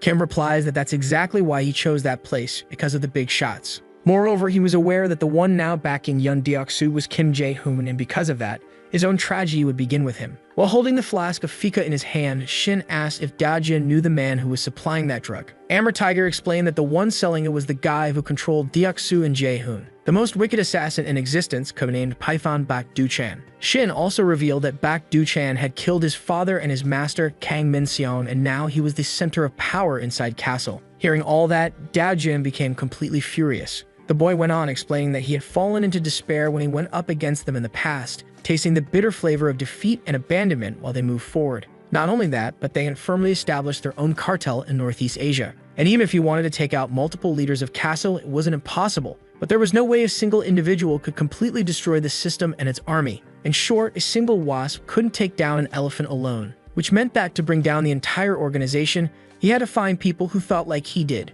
People who had lost everything to Castle, and he needed the strength of those people. Finally, the protagonist stated that he needed Daejeon's strength. At that moment, the gangster remembered a day when he was eavesdropping on a conversation between Jae-hoon and Yun Deok-soo. Jae-hoon said that Kang Min-seong was dead, and now that Cha Il-guk was gone too, the the city was ripe for the taking. Hearing all that, Dajian wondered if he should tell Wujin, but decided against it, knowing his friend would do something reckless if he found out his master had been murdered. While recalling the leader of DS Security, Jae-hoon, and the drug dealer, Dajian declared that those kinds of people couldn't even be defeated. It would be better to become their dog, and that way, everyone would survive. Back to the present moment, our protagonist stated that the gangster should have a little faith in himself. Shin said that if he ignored this now, hell would only repeat itself again, and he needed to face the situation head-on. The criminal thought the guy was thinking on a much larger scale, and there was no doubt. In his eyes, there wasn't just desire, but absolute conviction in his beliefs. Dajian also compared Shin to an old acquaintance, but noted that there was something different between them. Besides, he thought it was absurd, but if there was someone who could take down Castle, that person would be Kim Shin. In his head, the man wondered if he could really do something like that, since he didn't want to put his friends in danger again. At that moment, Sumin opened the door to the place, surprising Da. Seeing the girl, the man was caught off guard. Chi, furious, started hitting him. After knocking her friend down, Sumin stood silent. Furious, the girl called him a foolish idiot and asked if Jian really thought they'd be happy watching him carry all the burden alone. Upon hearing that, Dajian immediately realized that she knew he had served DS secret only to protect them. Sumin said that when Dajian approached Yun Deoksu, she felt insignificant because there was nothing she could do. And when she saw her best friend in the group of her greatest enemy, she hated him for it, and that's why she never reached out. But nothing infuriated her more than seeing Dajian doubting himself. With tears in her eyes, she begged him to live for himself and not for protecting everyone, because she was the one who wanted to protect him. Sumin kept breaking down in tears, and Jang Ho, one of Da's subordinates, arrived at the place. The man said he had been waiting a long time for his master, saying that whatever decision he made, all of his subordinates would follow him. Seeing all that, Dajian thought that all of his companions were strong and could protect themselves,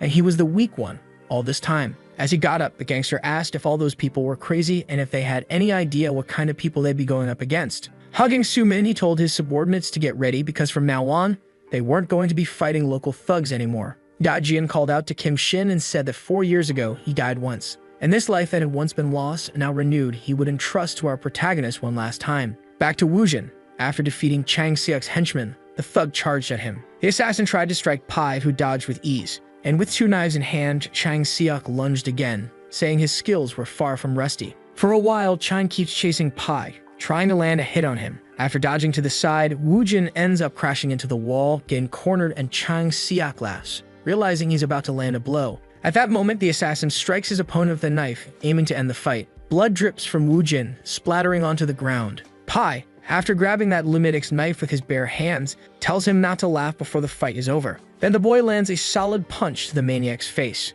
After getting hit, Chang Siak wonders how that crazy bastard could grab a knife with bare hands. In his head, he also thinks he was sure Wu Jin and Kim Dajian were no longer friends and something was definitely off. Still holding the other knife, Chang points the weapon at Wu Jin, saying it was just a bad day for him. He then says he can't finish things now and will leave it for later. Without hesitation, Chang Siak starts running like a madman. Wu Jin thinks about chasing him, but Seong asks him to stop. Dajian's brother comments that they should get out of there since Chang will come back with more thugs. Though still furious, Wu Jin agrees, letting go of his ally's hand and asking to leave. Back at DS Security, Yun is calling his thugs a bunch of useless bastards. Furious, the president asks why, even with so many men, they can't find a single guy. Then he demands to know whom the bastard was that messed up their sales operation. One of Yun's subordinates reports that he had never seen that person before, and in the middle of the chaos, they lost contact with Kim, and we see that Jin Tao was responsible for that. Even angrier, Yun demands to know what kind of idiot dares to mess with his business. Chang Siak, next to the president, states that Dajian betrayed them, Wu Jin was stirring up trouble,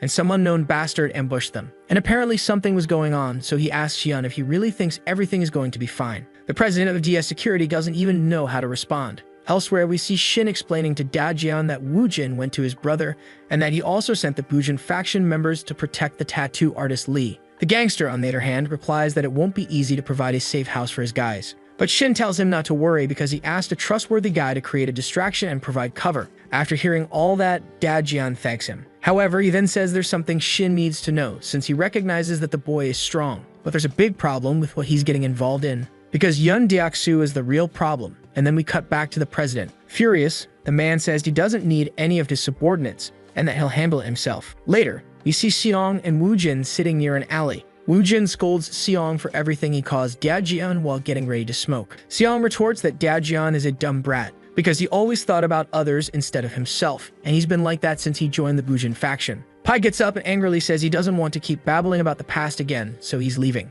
However, before he goes, Seong tells Pai that he's leaving the city soon. And once he's gone, his brother will finally have some peace, and he wants to leave to get clean from drugs. That's why the young man says he wants to ask P for one last favor. With a serious expression, Seong asks Woo Jin to please look after his brother, since Da Jian is someone who cares too much about the people close to him, and he went to work with Yun Deok-soo to protect everyone. That's why he says he doesn't think he can help his brother, but maybe Woo Jin can. But right then, a punch hits his face. We see that it was Woo Jin, and Seong, even caught by surprise, manages to dodge the full hit. Furious, he asks if Woo Jin has gone crazy. But the guy responds that Jun is talking like he's about to die or something, but it looks like he's still alive and kicking. Turning away, Pai says he doesn't care whether the guy is leaving the city or getting clean from drugs. But either way, if he has even a shred of courage, he should protect what's important to him with his own hands. We then return to DS Security Headquarters, where Yun is left speechless. In his mind, the president thought that Da Jian and Woo Jin were two people who stood out from the rest. And because of that, he controlled Da Jian by keeping his brother Seong Jun addicted to drugs and separating Woo Jin from everyone else.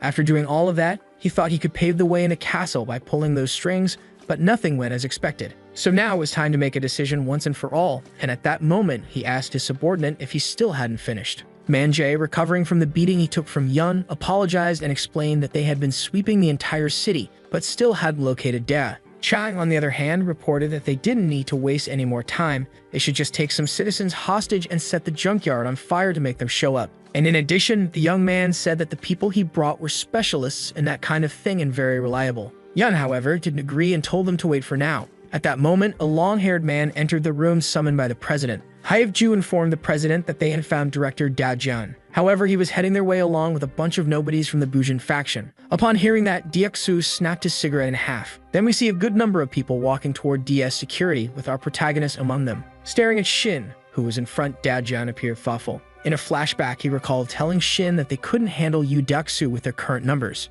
Even with that warning, Shin retorted that as soon as the sun rose, they would go straight to DS Security. Amber Tiger said that Yu Deok-soo was just the first step in their journey, and the young man explained that the other factions were lying dormant because of Castle's authority. But they needed those factions' strength, which is why they would publicly execute DS Security to get the others' attention. Back in the present moment, Da Jian thought that guy was reckless to the point of being irrational. But when he was with him, he didn't feel like he would lose. At that moment, Yu Deok-soo was leading his faction, approaching Shin's group while scaring a few civilians. The two crowds of criminals faced off, separated only by a car lane. Yun told Da Jian that he thought the boy was smarter than that, joining up with those miserable nobodies to go against him, just to feel like a leader. However, no longer wanting to stay quiet, Da Jian stepped forward and called out to President Yu Deok-soo. But, enraged, he rephrased his words and cursed the man, calling him disgusting. He stated that the president had been leeching off the people of that city until now. He also said that Yun had threatened his companions, treating them like dogs. And because of that, today he would make Yun pay for everything he had done. The only thing he regretted until now was that in that game, he wasn't the one in charge.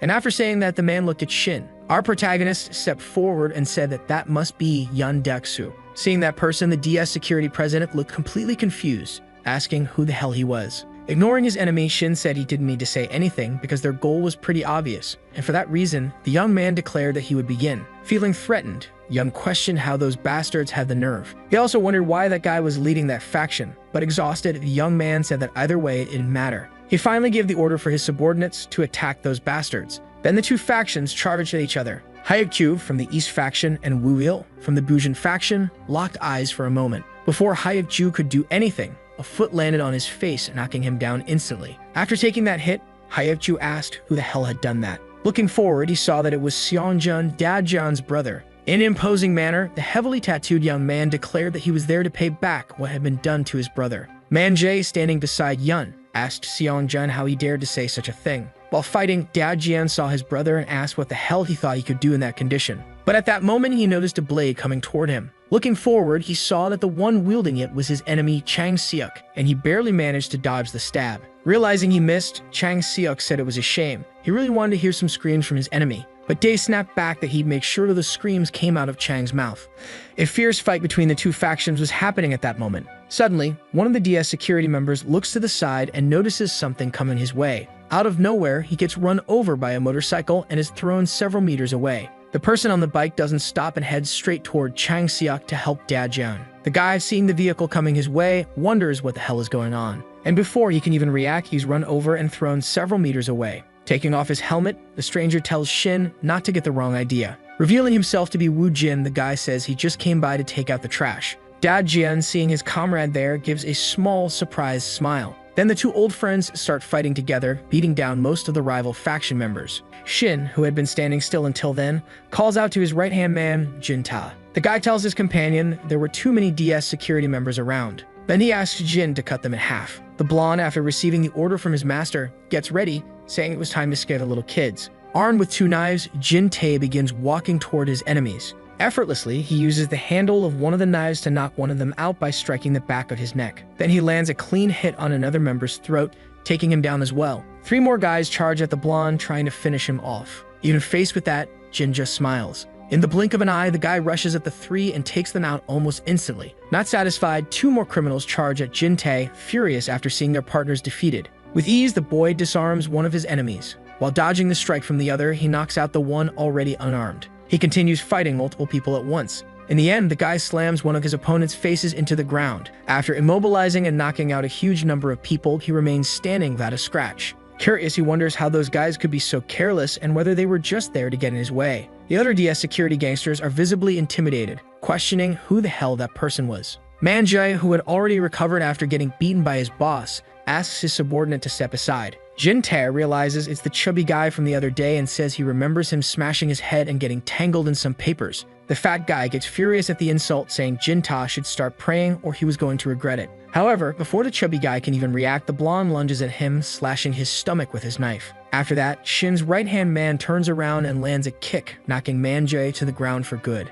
The gangster, after those two hits, falls without even being able to respond. Angry, the blonde says they'll play next time, he's a bit busy right now. Then the boy keeps walking forward, attacking another one of his enemies. Seeing that Wu Jin thinks that Bastard is hitting vital points and minimizing bloodshed, and he wonders who Jin Ta and Shin really are. Chang Seok recovers from being run over and tells Wu Jin not to look around in the middle of a fight. He says their last encounter was way too short and then starts mocking Wu Jin, trying to get under his skin. But before Pai can do anything, Dad Jian asks his friend to leave that guy to him. Though hesitant, Pai turns and just stares at his friend without saying a word. Chang Seok, on the other hand, seems furious and says he's going to send both of them to the afterlife. Wu Jin hands one of his gloves to Dad Jian, asking him to finish it quickly since they're outnumbered. In his head, Pai thinks that if his friend is taking care of Chang, then his target is Yun Deok-su. He also says he's not going to let Shin deal with that guy with his own hands. One of Chang Seok's subordinates starts walking toward Pai, recognizing him. The guy says Wu Jin is famous because years ago he took down 30 members of the Orient faction in a single fight, even being called the God of Fighting. That's why he says he's going to find out whether that God of Fighting nickname really fits him or not.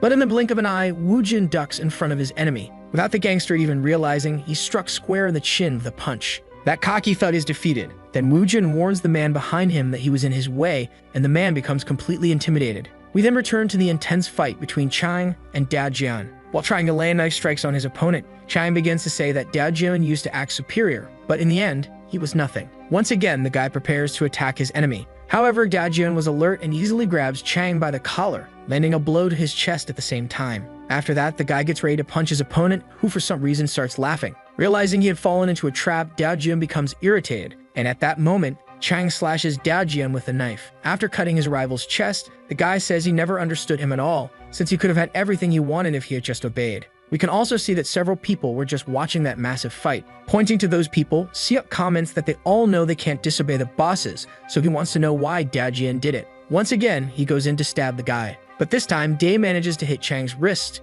disarming him. With that strike, the guy loses one of his weapons, which flies several meters away. Then he gets punched square in the face. That blow was strong enough to make him bleed a lot. Jivan, on the other hand, says that Seok could have kept on living like a dog, just obeying orders if he wanted. But that day, he was going to take down Yun Deok-su. Trying to recover from the blow, Chang attempts to stab him with a knife. Gripping the blade with both hands, he says he's going to show Dajian what happens when an insect tries to rebel. And again, the guy tries to stab Dajian, who dodges with ease. Seeing that his attacks weren't working, Chang resorts to brutality, kicking the man in front of him. Da, however, manages to block but still takes some damage from the hit. With a smile, the gangster says he hopes Da hasn't forgotten that Yun Deok-su is a much crueler monster than he is. And that day, Dajian is going to taste a bit more of true fear. One of the Bujin faction members begins praying to God as he sees a monster before him. Facing Yun Deok-su, the guy says he didn't know he was that huge. He starts hesitating, thinking he should run away, but before he can even react, Yun grabs him by the hair. With ease, the Colossus slams him onto the ground,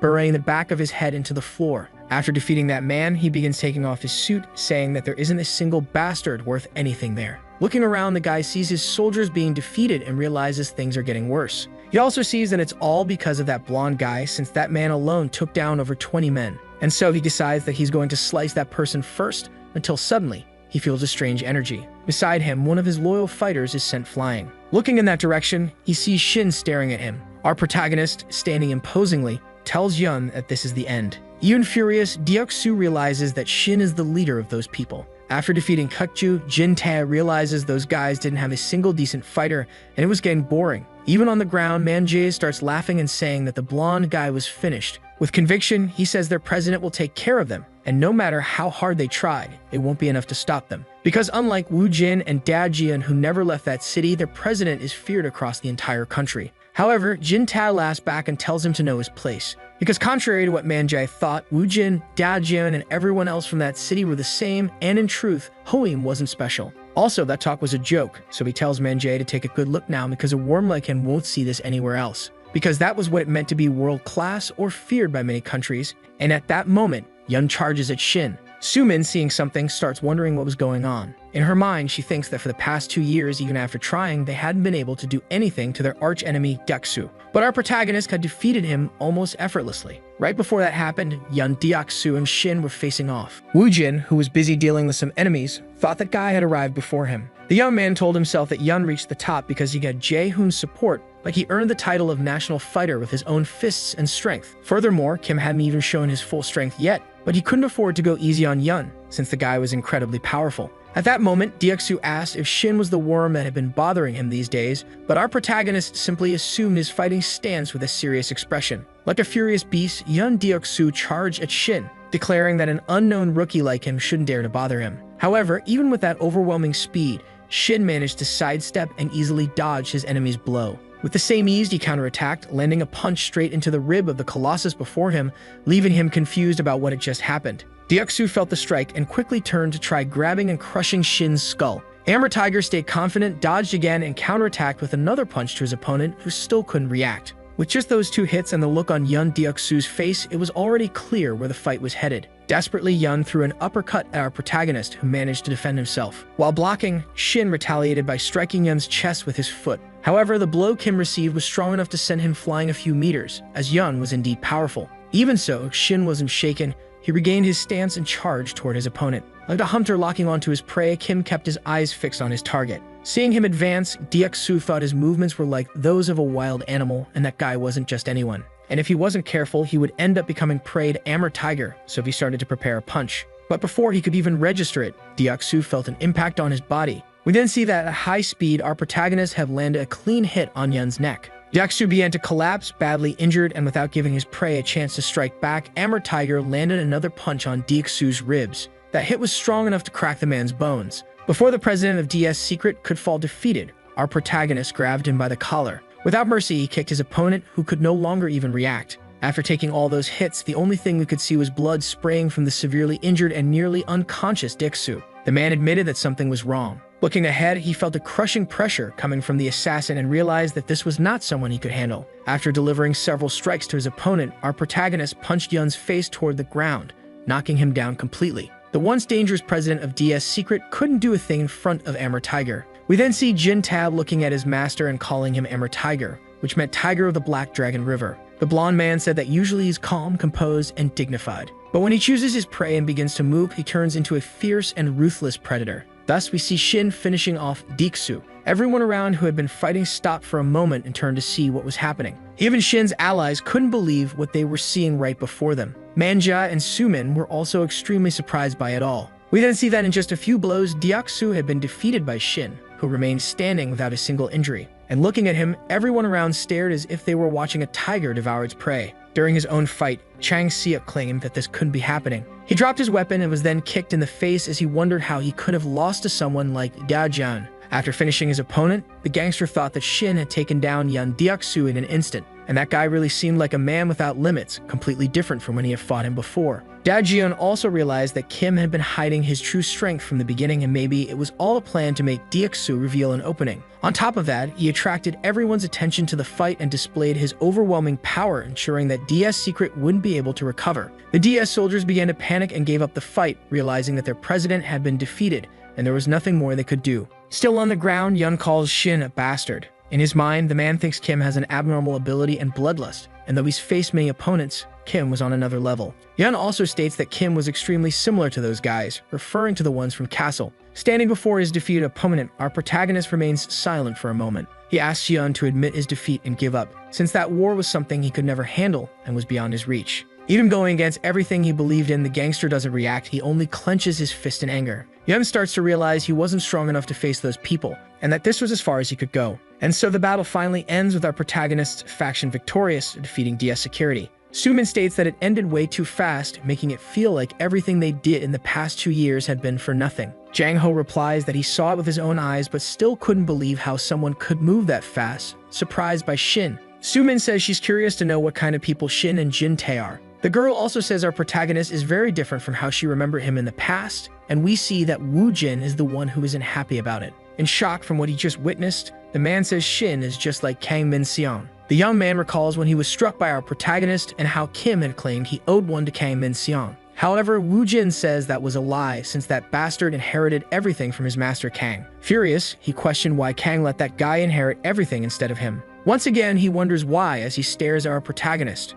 The narrator explains that the collapse of the seemingly invincible group and the rise of a new power filled the city of Homeim with a sense of tension and curiosity. All the citizens were shocked by the scene they had witnessed. However, an unknown power from outside began to rise, and at that moment we see someone on the phone informing their boss that Yun Deok-soo was done for. The guy also tells his brother that, just as he predicted, Da Jiun had betrayed Yun, though those people there weren't anyone they had seen before. The narrator continues saying that an unextinguished ember could plant the seeds of discord for the future, and we see Chan completely furious over his defeat. Moreover, the greatest threat and future adversary of Kim was still pressing forward, and in Russia, someone arrives at Barskra. Lisa, seeing the person enter her establishment, is completely frightened. It's revealed that the person who entered was Pitten, asking the woman if they were open. The narrator doesn't stop and finally states that in the midst of the calamity before the storm, Kim Shin and his group became the new rulers of the city of Hoeim. And so we see our protagonist's new faction gathered at the former headquarters of DS Secret. Da Jiun places an object on the table and explains that it's a USB drive Yun always used. The guy also says the USB contains a lot of information on the leaders of other factions, and especially on deals made with the Haseong Construction Company. That's why it should be very useful to our protagonist while he's organizing the foundation, and upon seeing it, Jin Tae comments that it's an amazing item. The blonde guy mentions that this item would make things a lot easier, and Da Jiun gets ready to say something else. Dae says that from now on he's going to treat Shin with the respect due to his position, because even though they may have taken down Yun, they still needed to merge with the Eastern faction, and for that reason, they had to make the chain of command clear within the organization. However, that was only his and his subordinates' will, so he humbly asks our protagonist to accept it. Shin agrees and responds that even so, Dae could be as casual as he wanted at any time, since it wouldn't affect the faction's hierarchy. Jin Tae laughs and says his master is a really cool guy, then asks if that means they've taken over the city of Hoeim. Sumin, on the other hand, seems quite pensive, stating that one person has been on her mind. She explains that after Yun took the North District, he spent 2 years trying to drive that person out of the city, but failed miserably. That person was Yi Sul from the South District, and Da Jiun seems to recognize him. Jin Tae and Shin remain silent for a moment. On a bus, we see a few muscular men dressed in black helping an elderly lady. Even while helping the elderly woman, due to their size, the men unintentionally seem to intimidate some people. Subin explains that there's only one rule in Hoeim's southern district, and it's that if you see bulky men dressed in black, just avoid them no matter what, because on the outside they may not look any different from unruly gangsters. But in reality, they are a vigilant group formed to protect the weak, and they are the young adult group representing the hope of the southern district. Then we see that Yi Sul is an extremely muscular man who had just received the news that our protagonist had taken down Yun Deok-soo. For some reason, the guy was wearing an apron. A woman beside him scolds Sul for cursing in front of children, and they start teasing him. His mother tells him to serve the kids quickly because they were hungry, and he apologizes as he does it. In his mind, he thinks that he knows Da Jiun couldn't remain loyal to someone like Yun Deok-soo. However, he wonders what made Daejeon change his mind so quickly. He also questions whether the guy was truly confident in his decision.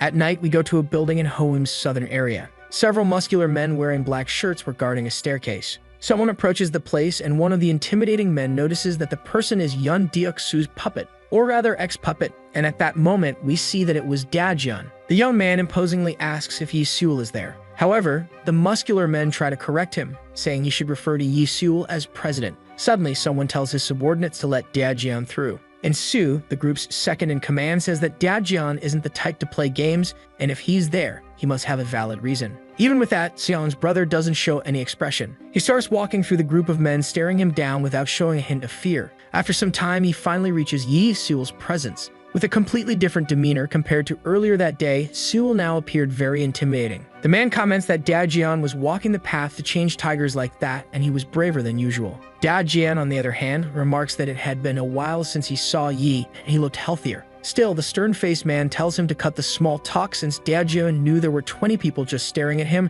ready to take him down. But playfully, Soo corrects his boss, explaining that newbie wasn't there and wouldn't fight, so it was only 18 of them staring at Daejeon. Hearing that, the scar-faced man doesn't look even slightly intimidated, sits down on an armchair, and states that he's sure Seul already heard the news. So he would get straight to the point, suggesting to Seul that they join forces. Daejeon says that maybe they're enemies, but he knew Yi was an honorable man and respected him for protecting that neighborhood. Slamming his hand on the table, Daejeon states that they weren't playing any mind games and that Deok-soo was just the beginning, because their plan was to bring down Jaehoon and eventually Castle. Upon hearing that, In-soo is stunned and can't even reply. Seul replies that he always found it strange that Daejeon could work for that piece of trash Deok-soo, but he never imagined the guy had such a big plan. He then gets ready to respond, but we skip the scene and see some flashing lights. It's then shown that Seul's faction had gone to our protagonist's faction headquarters for a meeting. Inside the room, we see Shin with Daejeon and Seul with his men. In his mind, Yi wonders if that was really the guy who took down Yun, since he imagined that whoever did it had to be someone of national level. Shin speaks and says he heard that Seul withstood the pressure from Haesun Construction and Yu until the end. That's why the young man reveals that they plan to take down Jaehoon and those above him, and beyond that, he wished to borrow Seul's and his group's strength. Hearing this, the muscular man seems quite confused. He calls out to Daejeon and asks if the guy hadn't passed on his answer correctly. That tells Kim that he thinks the kid is mistaken, and that he should clean out his ears and listen carefully. He then starts saying that he doesn't like outsiders like him because people like Jaehoon and Yu Deok turned that neighborhood into a pile of garbage. That's why he orders that from now on, Shin must respond to his questions properly, because he had gone there today to turn that place upside down. With an imposing tone, Seul asks why Kim was messing with those kinds of people, if he wanted to become famous in that world or perhaps join them in the future. However, our protagonist simply reveals that he held a grudge and would do anything to make those people pay. Yi mockingly responds that it was understandable. He assumes that Shin was recruiting people and messing with those dangerous guys just for his insignificant revenge. Then the strong guy asks him if that doesn't make him a bastard with no morals.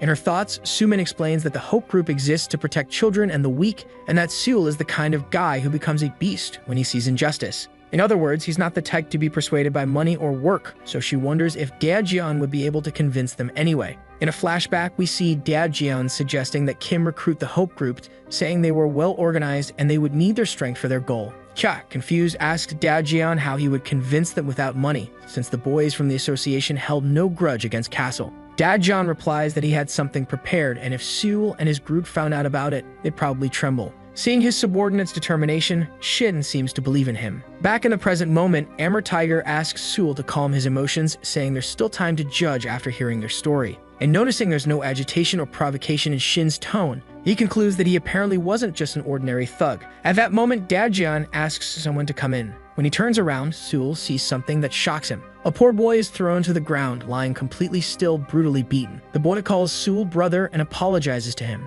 At that moment, the members of the Hope Group rush in to attack our protagonist's faction. Seul doesn't stay still, stomping his foot on the table in front of Shin. With authority, he demands to know from those bastards what that meant and why one of his brothers was there. And Soo, also furious, demands that Shin explain it immediately, or everyone there would die. Even in that situation, Daejeon remains silent without saying a single word. Shin then begins to explain that Seul's brother had joined Yun Deok-soo's group 3 months ago. He also took some money from the Hope Group and gave it to DS Secret. Based on that, Yun Deok-soo schemed with all the investors in contact with the Hope Group, and that's how Haesun Construction was funding him. The financial problems the Hope Group later encountered were all part of Yun Deok-soo's plan to bring them down from the inside. Hearing this, the thugs who had attacked the Bujin faction ask if that was true. Sewell asks his brother if he hadn't taken the money to take care of their mother. And seeing his lie fall apart, the boy apologizes to Sewell. In his mind, Dad Jeon thinks that good deeds without a cost are like steel. And that's the identity of the society and the pride of the Hope Group. Because even a disruption from the outside is fated to disturb part of society. Kim begins to rise and imposes himself, saying that it wasn't a lie that he was recruiting people for his personal revenge. However, he wanted to give some advice to Sewell, as someone who had already been through that. Our protagonist reveals that the people from Castle never tolerate those who oppose or speak against them. Not even the innocent or the powerless society behind them, and that's how he lost his father and his benefactor. So the young man tells Sewell that his brother's betrayal is just the beginning of misfortune, and even if Yu disappears, Jae-hoon won't leave the big guy or his family alone. Putting all of his pride aside, Shin bows and humbly asks to borrow Sewell's strength. Members of our protagonist's faction, including Jinta, are surprised by this gesture, and even the Hope Group doesn't know how to react to such humility. Finally, Kim declares that he is the only one capable of bringing down Castle, and he is placing his honor on the line. With so much going through his head, Sewell doesn't say a single word. Sometime later, we see food stalls near a few tents. Inside, the big guy sits quietly with a plate of food in front of him, deep in thought. His partner and Sue arrives at the location, saying he knew his master was there and asks if he can drink with him. The man doesn't respond and simply asks his subordinate what he thought about it. And Sue then reveals that if it's about their brother, everything he said was a lie, especially the part about their mother having a terminal illness. The long-haired man also questions why his master was acting that way and what the problem was. The man just replies that he's not an idiot and that he lives with that kind of determination all the time. He explains that he's sure many things are happening, and even though he's the group's leader, he wasn't aware of everything, like what happened with the traitor. Sewell also serves a cup of sake to his companion. Sue then states that what Shin said was very unexpected, since he never thought you would bow his head like that. Sewell replies that that guy wasn't very amusing. Even though they owed our protagonist a favor because of his brother's situation, he still bowed down. He also wonders how the guy dared to do something so embarrassing in front of him. And Sue gets straight to the point and asks his brother if he's going to join Kim. A silence fills the room. Sewell reflects that Che Il-guk and Kang Min-seong were the two people he admired most, and besides that, Woo Jin and Kim Da-jeon were undeniably real men. And Da-jeon would never do something wrong, and Kim Shin was, in fact, definitely interesting. So he concludes that he hasn't finished talking with our protagonist yet. He comments that Shin knew exactly what to do and how to attract people, and for him to bow like that, his goal must really be right. So he asks Sue to call them since they were going to meet again. We then cut directly to a construction site. Our protagonist and Da-jeon meet with Sewell and Sue. Sewell tells our protagonist that he agreed with what they discussed on the phone and the boys' proposal was okay. Shin replies, thanking him and saying that they'll be a great help to them. As he removes his glasses, Yi comments that he liked the kid's spirit. However, they're not the type to serve a boss without getting to know him. Seeing that as a challenge, Kim responds that he's sure his opponent will be satisfied. Walking toward our protagonist, Sewell says that it's been a while since he last fought. In his mind, the man comments that no matter how many strong guys he sees, his blood always boils, and he likes that because he wants to fight and feel alive. And at that moment, he tries to punch Shin. But in the blink of an eye, the man wakes up lying on the floor. Sewell, confused, asks if he lost and what happened. And Sue responds that his boss had clearly been defeated. And so after hearing that, the two of them start laughing out loud. Sitting on the floor, Shin spits blood and says that Kim really was an unreal guy. After saying that, he says he liked the kid. And so the narrator concludes that the 19 members of the Hope Group joined Kim Shin's faction. In a luxurious building, Jae-hoon was in shock after hearing something. He asked his subordinate if he was really talking about that guy. Chang Seok, who had recovered from the beating he took from Da-jeon, confirms what he said. And then he comments that the one who did all of that was Kim Shin. Upon hearing that name, Jae-hoon realizes it's the same name as an old friend of his. On another day, while his boss is having lunch, one of Jae-hoon's subordinates informs him that the buyers from the United States have a scheduled date to visit Korea. The employee also explains that they will arrive next Tuesday afternoon and that there's a scheduled meeting in the capital at the Sky Hotel. While he continues talking some nonsense, suddenly a noodle gets thrown in his face. Furious after hurling the food at his underling, Jae-hoon asks if he's an idiot and if he wants to get fired. The head of the construction company says he hates tall buildings, and upon hearing that, the employee bows and immediately apologizes to his boss. Before leaving, Jae-hoon throws the rest of his food on the poor man's head. As he walks away, he tells the man to stop messing around at work, cursing him right after. Now sitting in his office in his armchair while drinking a glass of wine, the man thinks that all of this is annoying. Remembering a defeated Deok-soo, the man thinks that either way, he was an idiot. Jae-hoon glances a little at Chang Seok, who is kneeling.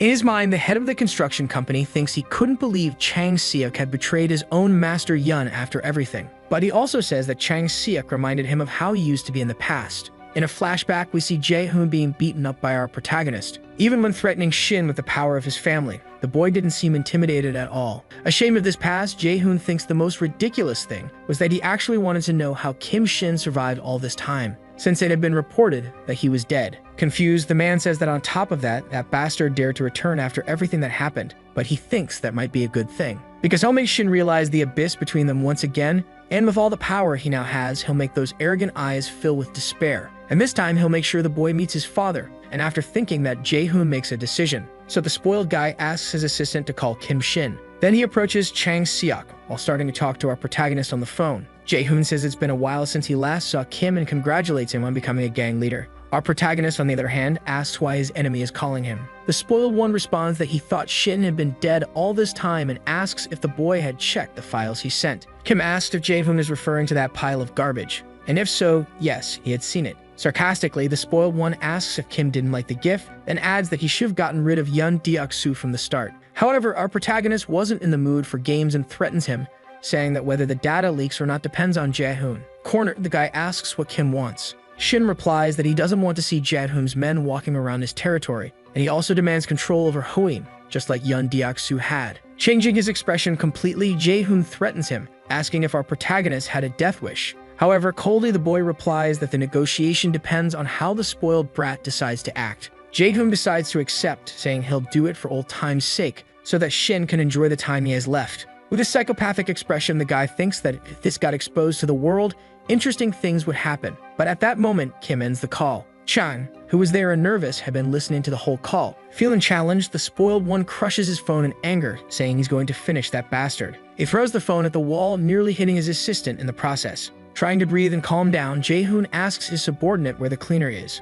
The woman replies that he was waiting for his master's signal. So the guy orders his assistant to find a way to bring Kim to him, even if it means dragging the boy across the ground. And so the assistant replies that she will inform the cleaner of her master's command. An unknown person enters the room, surprised that Jae-hoon called that person the cleaner. The spoiled one recognizes the man and is glad to see him, saying he's an expert at dealing with that kind of problem. Jadvim comments that although they started as business partners, they're now friends, saying that to the unknown man. But while handling one of Jae-hoon's collections, the man asks what the young guy thought they really were. Then the man says he heard something interesting on his way, how a Yun Deok-soo who acted like a shark was taken down by bait. He also says he feels like he'll have to clean up this mess now. Jadvim replies that there's a connection between himself and the insect who brought down Yun, and he's going to use this opportunity to finish it once and for all. We then find out that the unknown man is Nam Gung-kyuk, the director of Sumjin, and he tells Jae-hoon that his only job is to protect his client's personal information. That's why he doesn't want Sumjin involved in anything exhausting, and that this was Jae-hoon's problem. Chang Seok, being treated like a doormat and listening to all of it,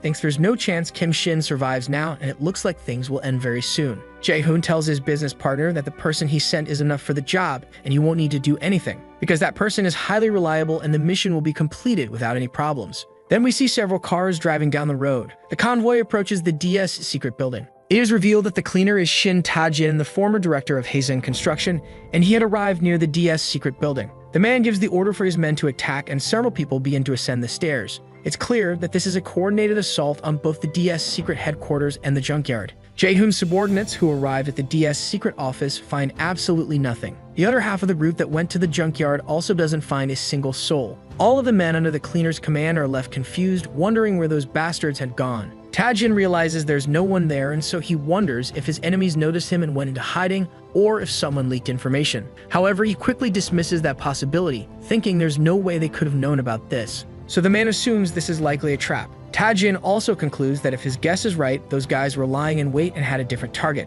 Sumin, who is undercover near DS secret and keeping watch over the whole place, alerts Shin that they were there and he could make his move now. Then the cleaner concludes that those people were probably after Kim Jae-hoon. Our protagonist, approaching the building where his enemy was located, thinks that it's a 40-minute trip from home minus 30 minutes if you step on the gas. Inside, without a clue of what was about to happen, the spoiled brat was drinking wine while smoking a cigarette, and Shin concludes that they had 30 minutes and should begin the cleanup now. Leaning against her car, Sumin seemed lost in thought. In a flashback, we see her asking Shin why he was rushing things. Kid replies that he could no longer pretend to be dead, and that he would use this chance to take down Jae-hoon by surprise. Cha says that if he defeats Jae-hoon, the person backing him might cause chaos again, so the boy should reconsider. Our protagonist seems thoughtful upon hearing those words. He says 6 months at most, and hearing that, Sumin looks confused. The young man then reveals that Castle wouldn't make a careless move and that he would bring the organization down within 6 months. Hearing that madness, Cha responds that such a thing shouldn't even be possible.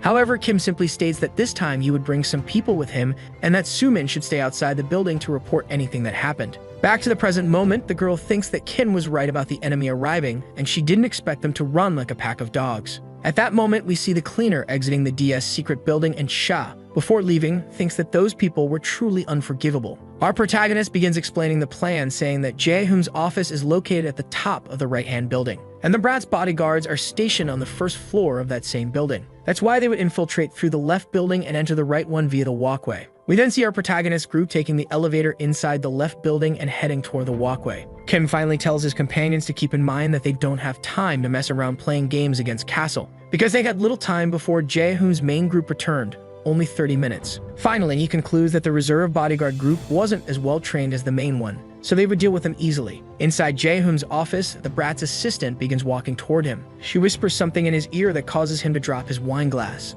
With a crazed expression, the spoiled man asks how that bastard dared to come there. In front of him, Nam Gung-hook looked quite calm despite the situation. On the first floor of the right building, Jae-hoon's guards were gathered. One of them rushes in, declaring an emergency and saying they had intruders coming through the walkway. He also reports that all the elevators in that area had been stopped. The apparent leader of that group of guards asks what the hell is going on. We see that in the security room, Jae Wong, a member of the Hope faction, and Cheolman, a member of the Bujin faction, had eliminated all the guards there. This causes the remaining soldiers to start rushing toward the next elevator. One of them realizes that the door is locked. Meanwhile, some members of our protagonist's faction nearby are just observing the situation. The guards then decide to go through the emergency stairs and begin running together. All the soldiers start climbing until they come across some debris blocking the passage. The head of the contingent gets irritated, and one of his subordinates says they could still use the stairs in the left building near the entrance. So they begin rushing toward the left building. Kim had planned everything, which is why the young man ordered all the exits, except the one they came from, to be blocked, as it would be the same route they used to escape. The head of the soldiers spots something and realizes those bastards have planned everything. Then we see that guarding their escape route was a good number of members from the Hope faction, just waiting for the soldiers to arrive. With them was Jin-tae, who was sitting on the stairs. In a flashback, Shin tells his subordinate that, as he had said from the start, they would face stronger enemies there. And that's what Jin-tae had experienced in Russia. Still, Jin-tae seems calm and says it's time for him to make his comeback in Korea. However, our protagonist tells the boy to run away when things get out of control because he doesn't have to die for his revenge. Back to the present moment, Jin-tae wonders what was wrong with Kim, since running away was something he would never do.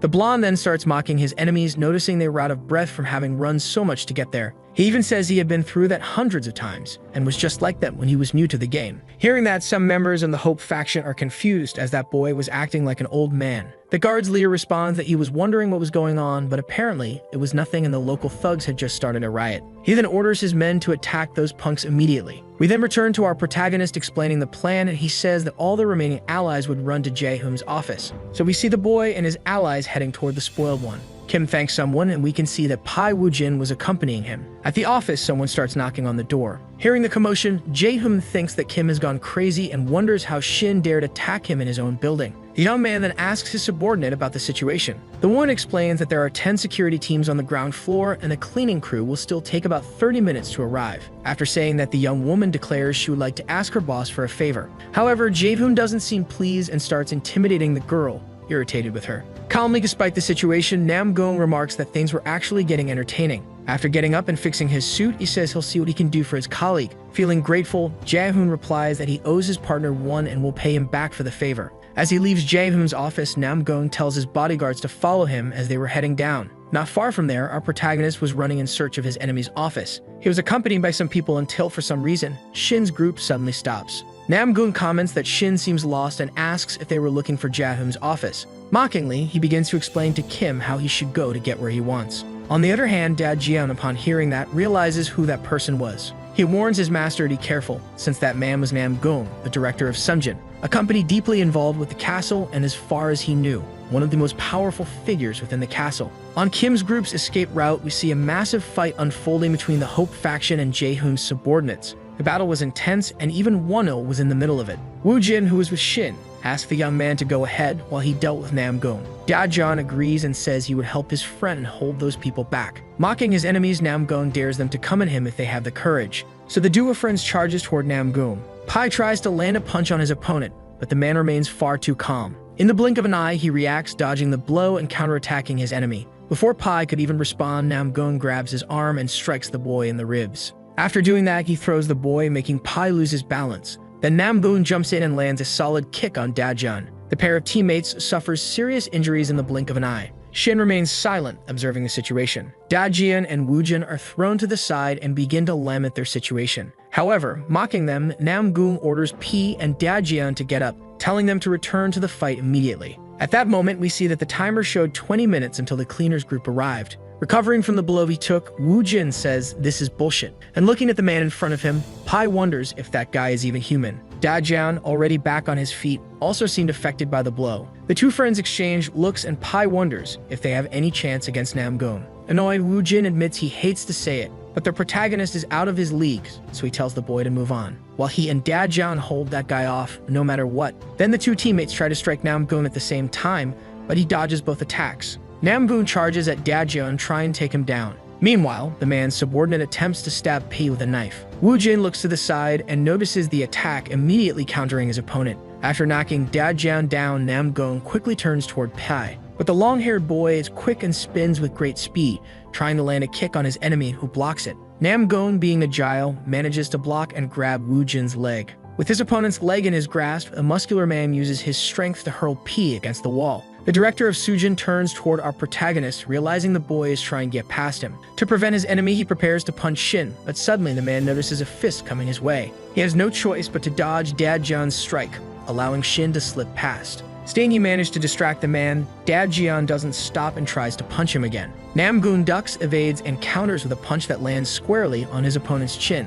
After the blow, Shin's subordinate is launched backward. The muscular man turns to stop Kim, but when he looks back, he realizes it's already too late and the boy is far away. He notices Kim got through but says there's no need to worry because the guards are there and so is that woman. Regardless, he decides to focus on what matters, and at that moment, Dajeon and Woojin get up. Finally, the director of Sunjin concludes that he's going to start by getting rid of those two. He also declares that he'll make sure the pair never sees the light of day again. In the lobby outside Jae-hoon's office, some guards are watching the area. Nearby, Shin observes the scene as he begins to put on his gloves. As he takes a deep breath, the boy thinks that over time, memories fade. Comparing himself to his past self, he wonders how the hell he got this far. The young man tells himself he's asked that question many times, but every time he can't remember, and at that moment, he gets ready to act. Before moving out, he admits that, in truth, he didn't even try to remember. At that moment, the lights in the lobby where the guards will go out completely. And as he walks through the darkness, Kim concludes that he didn't try to remember because the rage inside him had always been the same. The narrator remarks that every great incident in this world begins with a small occurrence, and so we jump to 10 years ago, in a school. A basketball game is taking place on a court. One of the students tries to stop Kim Shin, who has the ball, but fails miserably. Our protagonist gets past his opponent, jumps, and makes a basket. He lands angrily, impressing everyone there with his skill. Kim's friends praise him, and one of them wonders if the boy had quit studying to focus on basketball since he's so good at it. However, shortly after, we see that same friend looking at Shin's perfect report card. Stunned, the blonde boy questions how a human could score that high. As he follows our protagonist, the boy asks if Shin is going to study during lunch and invites him to watch a shuttler fight. Upon hearing that, Kim seems confused. Then the narrator explains that the shuttler fight is something peculiar. Students from different groups gather in a warehouse and fight each other. They fight like it's a game, and even if you just make eye contact with one of the shuttler fight fighters, you'll get beaten in public. Moreover, there was a reason that explained why they were allowed to do that kind of thing on campus. The reason was that Kim Jae-hoon was at the top of that school. Jae-hoon was a rich hair that no student or teacher dared to mess with. That bastard was the king of the school and was flattered by everyone.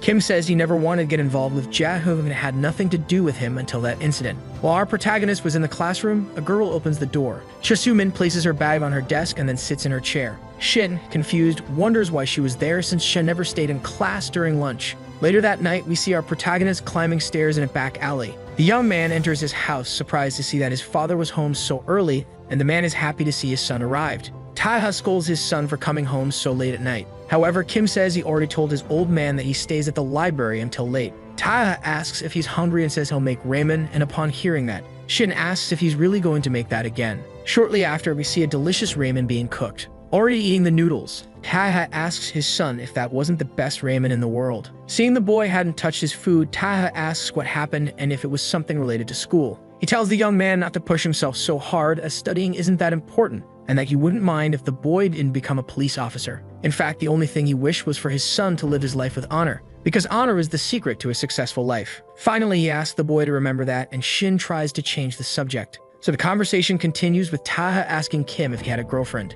While we see some fights, Kim says that to live a life with honor, you meet one requirement. That requirement was power. He adds that in order to apply justice, he needed power, something he didn't have. In the classroom, someone approaches Shin. A girl named Yusu. He asks the protagonist if he could help her with an assignment. Kim seems hesitant, unsure if he should accept. But he gives in and asks to see Yu's assignment, and the girl thanks him. Passing nearby was Jae-hoon, and his lackey looks through the window and notices Yusuhi. The guy comments to Jae-hoon that Yusu was his type and that she didn't match with trash like Shin. Jae-hoon looks at Yu, enchanted by her face. With a crazy expression, he flashes a huge smile. Finally, our protagonist concludes that everything happened after that, and at that moment, we return to the fight between the factions and Jae-hoon's subordinates. Soo lands a solid punch, smashing one of the lackey's faces. He then hits another enemy, knocking him out immediately. The muscular man leans his back against Jin Tae's so they can cover each other. Someone approaches the blonde and says they don't seem like normal guys. Hwang So-min Chul, the head of security, wonders how those bastards even got there. Seeing that his opponent also carried a knife, Jin Tae comments that he's going to enjoy this. Jin Tae and Soo will keep fighting together against several lackeys, and the blonde mocks his ally by calling him a gorilla. After hitting an enemy in front of him, Soo responds to Jin's teasing. The blonde admits, impressed, that Yi was better than he expected. Then Jin Tae asks Soo not to touch Hwang So-min because he wanted to deal with that guy personally. The leader of the Hope Group agrees and says he'll handle the other lackeys. After observing well, Soo comments that Hwang So-min seems strong and says that if Jin Tae couldn't defeat him, then he would. However, Jin Tae laughs and says he would never let that happen, because he would take that man down with his own hands. And with that, he charges at Hwang. Hwang, seeing his enemy approaching, immediately reacts by trying to stab the blonde, who barely dodges. Jin Tae keeps dodging his opponent's strikes while waiting for an opening. He gets ready and then tries to stab Hwang, who moves his body to the side, avoiding the knife. Even while dodging, So-min gets ready to strike his enemy. Once again, he launches an attack with his blade, but with great flair, Jin Tae leans his body backward. After that exchange of blows, the two opponents step back. Hwang comments that the blonde kid is very skilled and asks where he learned those moves. However, after observing him for a bit, the man assumes Jin Tae must have learned that in another country. With authority, he states that Jin wasn't the only one who trained abroad. That's why he's going to teach the boy the Kabukicho style, and after saying that, he pulls out another knife. As he charges in, Hwang claims that Jin doesn't stand a chance with those wild movements. However, before the man could even notice, Jin Tae slashes his arm. Even though he gets hit, So-min concludes that now he has the upper hand. But we soon see that's not the case when the blonde cuts part of his enemy's thigh. Jin Tae says that Hwang is definitely a veteran in this business, and the boy reveals that he knows where Hwang's fighting style comes from, mocking the guard for it. The head of security is surprised, wondering who this punk is since he didn't think people like him existed outside the castle. In Jae-hoon's office, the young man senses something that makes him nervous. Annoyed, he asks his assistant to do something, and the woman responds that she'll contact security. The spoiled hare tries to reassure himself, saying that Nam-goon went down to stop anyone from getting in, and besides, he had a special bodyguard with him, so everything should be fine. However, looking up at the sky, the young man says everything is starting to feel suffocating. He tells his assistant to wait a minute because it's gotten way too quiet out there. So he asks the girl to check what's going on outside. As she grabs a small dagger, the girl agrees and says she'll be right back. However, she and Chang Seok suddenly hear a scream coming from outside. Upon hearing that, Jae-hoon thinks that shouldn't even be possible. The guards in front of the lobby start panicking, saying someone is attacking them in the dark. One of the henchmen insists that it's impossible, claiming Director Nam would never let anyone through, but the guy is taken down with a stab in an instant. Since they're in the dark, none of them know what's happening or how to respond. Another man starts pulling out a knife and tells his teammates to fight even without lights. Suddenly, someone grabs his hand, stopping him from drawing the weapon. With ease, our protagonist stabs his enemy before he can even react. He then quickly turns and stabs another opponent. One of the guards spots the boy and tries to strike, but Shin is fast and dodges the attack. With a sneaky counter, he takes down yet another adversary. Having spent some time in the dark and adjusted his vision, one of the gangsters tries to focus and see if he can find Shin. Looking ahead, he manages to spot the boy coming toward him. He yells to alert the others that he's found the enemy. Even while being stabbed, the man doesn't give up and keeps shouting to his teammates that Shin is there. However, our protagonist easily silences him by hitting his neck with the hilt of the knife so he can't yell anymore. Another opponent charges at Kim, and the boy responds by crouching down. Once again, the gangster who missed earlier tries to stab Kim, but the boy dodges quickly again. After avoiding 2 consecutive stabs, the Amber Tiger drops another of Jae-hoon's guards, and to ensure the man can't fight back, he slashes the tendons in his heel. In a panic, one of the soldiers grabs his phone and turns on the flashlight to try to see something. As he lights up the area in front of him, all he sees is one of his comrades being taken out by Shin. Wondering how any of that is even possible, the guy tries to pull out his gun. But our protagonist subdues and disarms him in seconds. While all of this is happening and the phone of the defeated guard falls to the ground, someone exits Jae-hoon's office. Jae-hoon's assistant comes face to face with the scene of our protagonist, who has just defeated all the guards protecting that room. Seeing that, the woman thinks the whole commotion didn't even last 20 seconds, and Shin had taken down about 10 trained bodyguards, so she assumes she wouldn't be able to handle that monster. The woman says that even if she joined the fight, by the time Director Nam arrived, she'd already be dead, and the most she could hope for was to buy some time. Looking at the imposing figure of our protagonist, the assistant states that if she fought that monster 10 times, she'd die in 9 of them. So while thinking she didn't want to die there, she crouches down and drops her weapon on the ground. The woman shows she is completely surrendering, saying that at this rate, Jae-hoon was already finished. Kim walks past her with an imposing presence, showing no hostility to the girl who had already surrendered. However, we see that she still had a knife on her back, and she begins to wonder if she should stab him from behind. But upon thinking that and looking at Kim, she feels a terrifying aura coming from him. The girl even feels as if her head had been severed from her body. Trembling, she instantly admits she had no chance against that monster, and everything she was doing in that moment was just for survival. She even sees our protagonist as a tiger and thinks that this sensation, that pressure, felt familiar. In a flashback, she remembers the first time she saw someone. She then reveals that the pressure Kim gave off was the same she felt when she first saw Baek Do-chan. So the poor girl concludes that she couldn't do anything, and she wasn't betraying Jae-hoon because that only applied to humans and Jae-hoon wasn't one. Inside Jae-hoon's office, a silence settles until the door opens. The spoiled brat, upon hearing it, becomes worried and asks if it was the secretary coming in. But Kim cuts him off, saying it's been a long time since they've seen each other, leaving Jae-hoon desperate. While ominously walking around the room, our protagonist comments that it's been 10 years since he last saw Jae-hoon. And with the expression of a complete psychopath, the young man stares at his desperate prey. Kim, remembering his past, recalls his father asking him to live a life of honor. The boy says he tried to forget those words, but he could still hear them clearly in his head. And those words could be dangerous for a hot-blooded teenager, as we see that honor was like a blue stone in his heart. In a flashback, we see Shin stopping his bicycle in an appropriate spot. While doing that, the boy hears some teenagers talking about Jae-hoon's birthday party. Shin notices that for some reason, Yusu was among a group of girls near Jae-hoon. The spoiled boy was smoking a cigarette while listening to the girls' conversation. We then realize that what was really happening was that Yusui's friends were trying to convince her to go to Jae-hoon's birthday party. The girl seemed hesitant, saying she had to work the next day, but her friends kept bothering her and even threatening her. One of Jae-hoon's buddies says it was getting annoying. He approaches, grabs Yusui's hand, and asks if she thought she was some kind of celebrity, forcing her to go with him. The jerk even says that when Jae-hoon invites someone like her, she should just accept. Shin calls out to Gu Sang-hoon, telling the jerk to let go of her immediately or he would have to deal with him. Gu Sang-hoon, hearing that, asks if our protagonist had really lost his mind. Jae-hoon, still smoking, responds by saying that this was perfect. Looking at Shin, he asks if the boy had just said he wanted to fight, and our future protagonist explains that this was a decision he shouldn't have made. Now gathered in the warehouse where student fights happen, Jae-hoon's 2 lackeys comment that this was going to be funny, and they teach Shin a lesson. They throw some gloves toward the boy and say he's going to get beaten up for acting all brave in front of the girls. Jae-hoon tells Shin he wants to say something before they begin.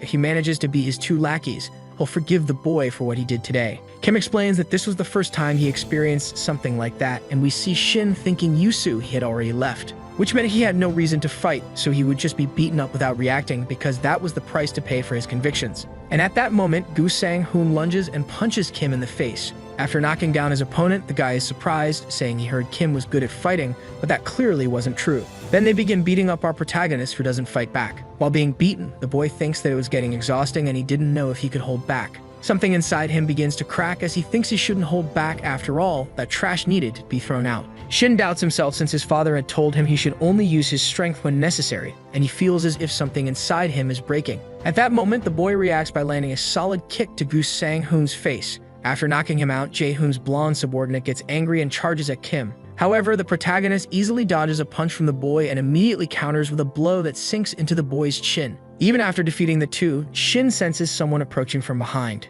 Jae-hoon, in total cowardice, tries to knock Kim out with a bat, but the boy is quick and manages to raise his arm to defend himself. After that, he throws a cross at Jae-hoon, sending the guy flying backward.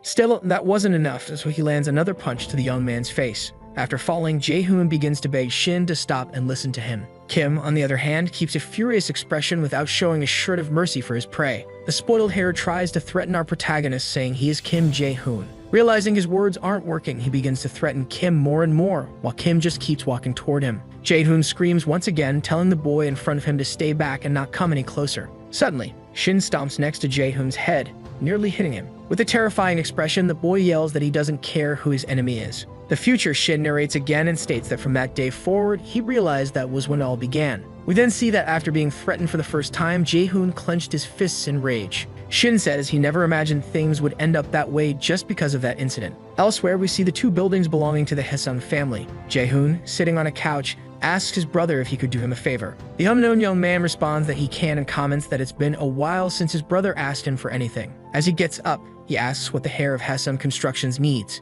Tae-hun approaches his brother from behind and says that no matter what happens, he is the heir of Haesung and shouldn't let any insect stand in his way. As a consequence, sometime later, we see Shin's father's co-workers questioning why the man was being demoted. Tae's colleague says the bribery accusation must be false, but the detective replies that he would accept any punishment if he had really done that. Shin says that his father never showed it, but suffering such an injustice after living an honest life caused despair to fall upon him. In his office, our protagonist remembers that he went to visit his father at work, but discovered the man had been demoted and accused of bribery. The young man is a bit surprised by the situation, not knowing how to react. Back to the moment in the office, Shin wonders why his father didn't tell him anything. Suddenly, someone approaches him carrying a table. Several of Jae-hoon's subordinates begin flipping over every table in the room, leaving only Shin standing. After locking and clearing out the entire room, someone places a chair next to our protagonist. Jae-hoon sits down, crosses his legs, and stares at the boy for a moment. The spoiled hare asks Shin what he's doing and if he can't see or rid the room. Shin, however, just asks what the hell that guy wants. Sarcastically, Jae-hoon says he heard that the boy's father was demoted and apparently accepted a bribe, which fuels Kim's rage. The boy also says Shin shouldn't be surprised since that was just the beginning. It warned him to stay away. Lost in thought, our protagonist reflects that the values his father upheld throughout his life were shattered by that bastard. Jae-hoon goes on to say he would forgive Shin if the boy got on his knees and begged for forgiveness, or licked the soles of his shoes, and even then he'd only think about forgiving him. With each passing minute listening to that, Kim's rage grows. The spoiled hare concludes that if Kim doesn't want to do that, he can just sit back and watch his father lose his job. Tired of the provocation, Kim punches his rival, sending him flying backward. The spoiled hare, who had been sitting in a chair, starts to topple over after the blow. Our protagonist immediately gets ready to punch Jae-hoon again. However, that bastard's subordinates begin to hold our protagonist back and stop him. Completely furious, the spoiled brat calls Shin a bastard. But before the boy could do anything, he is beaten by the many people around him. Kim then explains that it was unusual, but the police had to intervene in that student fight. Furthermore, he was the one arrested instead of Jae-hoon because the students, afraid of the police and the Haesung group, made false reports about him. Because of that, he was sentenced to juvenile detention for attacking Jae-hoon, and no one believed him anymore except for his father. We then see that Tae-ho went to visit his son and asked him to stay strong because he believed in him. Due to that entire situation, Tae-ho began to investigate the Haesung group and eventually uncovered a weakness he wasn't supposed to. One thing led to another, and because of that, he found clues about the existence of Castle and got too close to their Achilles heel. But he was nothing more than an ant crawling up the leg of those people. And just like that, he was murdered by Black Du-chan. Sometime later at the funeral, we see our protagonist in shock, staring at the photo of his deceased father. Biting his lip in rage, he screams in hatred. We finally return to the present moment and see that Jae-hoon's reinforcements were arriving at the building with only 15 minutes left until then. Back to the fight between Jin-tae and Hwang, the battle was intense, with Hwang delivering several strikes at the blonde. As he tries to attack his opponent, Hwang thinks he's lost too much blood and that he's going to die if the fight continues. But seeing that damn punk moving at high speed in front of him, he wonders how he could stop the boy with those movements. The desperate man assumes he should lure Jin-tae in and decides to start by targeting his leg. So he pretends to fall to get closer to Jin-tae's left leg. The blonde falls for the trap and moves closer to his enemy, which is exactly what Hwang wanted. Hwang concludes that he's going to kill Jin-tae and moves in to try and attack him. However, the bastard is extremely fast and reacts by slashing the man's arm once again. The head of security, now completely injured, drops his weapon and wonders what had just happened. Jin-tae doesn't stop his strikes and goes in to slash Hwang's shoulder, injuring him even further. Lying on the ground, Hwang says he's the one who walked into a trap and that he was completely defeated in that fight. Then the blonde says that until now, Hwang had been the strongest person he had fought in Korea. Sewell was nearby, fighting some of Jae-hoon's guards. After defeating another enemy, the young man thinks that compared to these guys, the thugs from Huim were like schoolboys. Besides that, Sewell comments that they still had the upper hand, but most of their allies were already exhausted. More than that, they didn't have much time left, and if Kim Shin was even a little late, they'd be screwed. Another wave of reinforcements begins to arrive, and Jin Taz stays silent, just listening to the noise of his enemies approaching. Sewell tells his comrades to get ready as a bunch of filthy birds were coming. The few remaining members of the Hope group are now facing an army of enemies, and Sewell wonders if he can handle all those people. However, Shin's right-hand man was tired of it all and tells Sewell that it's almost time. As he takes off his glasses and assumes a killer stance, the boy tells his comrades to get ready to go home. Sewell scolds Jin Tae, saying this wasn't a situation where he could do whatever he wanted, that this was a surprise attack and they had to get the hell out of there. However, the blonde replies that in this situation, he actually had a huge advantage. So he tells the young man to enjoy the show he's about to put on. And with that, the madman charges at the army of enemies. The soldiers, armed with batons and knives, rush toward Jin Ta. The boy dodges 2 simultaneous strikes, running straight into the middle of the crowd. Like an unstoppable hurricane, he manages to wound and stab several enemies around him. At the same time, 3 lackeys charge at Jin Ta, intending to finish him off. But the boy is too fast and manages to dodge their attacks and stab them before they can react. Several people surround the young man to prevent him from escaping and to put an end to the situation. In response, the blonde doesn't hesitate and stabs 3 more enemies at high speed. One of the lackeys who is still alive asks if that guy was even human, and completely nervous, he wonders how that lunatic could run at an armed group with just a knife. Jin Ta continues stabbing multiple people around him without even getting a scratch. The blonde charges at a guard who's frozen in fear and takes him hostage. Even with a knife held to his neck, the guard begs his teammates for help and orders them to attack Jin Ta. With just one hand, Shin's right-hand man manages to defeat 4 enemies in front of him. He uses the hostage as a stepping point and leaps upward. As he lands on the ground, the young man delivers several blows to 3 guards ahead of him. The massacre continues, and even 2 attackers at once are not enough to stop Jin Ta. Cornered, Jin Ta uses the wall behind him to jump and gain momentum. He then pushes off his enemies, stabbing them as he keeps advancing on the rest. Noticing someone approaching, the boy throws his knife, hitting a thug coming his way. Now armed with just 1 blade, he doesn't give up and continues eliminating more enemies. A soldier armed with a massive knife tries to attack him, but his strike is blocked by the blonde's arm. Realizing his arm is entangled with his opponent's, Jin Ta drops his knife, letting it nearly touch the ground. He catches the weapon midair and stabs the guard behind him with his free hand. Like a beast charging its prey, the young man continues attacking and eliminating several guards. Sewell watches the situation and is utterly shocked. The guy questions what the hell that was, since he had never seen or heard of anything like it, and wonders who the hell that guy is. He clenches his fist and calls for Insu, asking him to take care of the wounded brothers. At that moment, 2 guards rush at Sewell, intending to stab him. But grabbing both idiots by the neck, the muscular man says he's going to take back his pride, which he lost for a moment, and with that, he slams both his enemies into the ground. Back in Woojin's battle, the boy is currently being punched by Namgoong. The blow is strong enough to hurl him straight to the ground. In his head, Pai thinks he can no longer even imagine winning. At that moment, Namgoong turns and throws a series of punches at Dajeon. The boy also can't withstand the blows and is thrown back. The dude hits the ground, unable to even land a single hit on the enemy in front of them. Woojin thinks that Dajeon has already reached his limit since he was still injured from the fight between Kim Shin and Yun Deok-soo. And at that rate, both of them would end up dying at the hands of that lunatic. He gets up and tries to attack Namgoong, thinking he could distract the man while his friend escapes. The Sunjin director easily dodges the strike by twisting his body and landing a hook to Woojin's solar plexus. However, determined to help his friend escape, Pai grabs Namgoong's suit.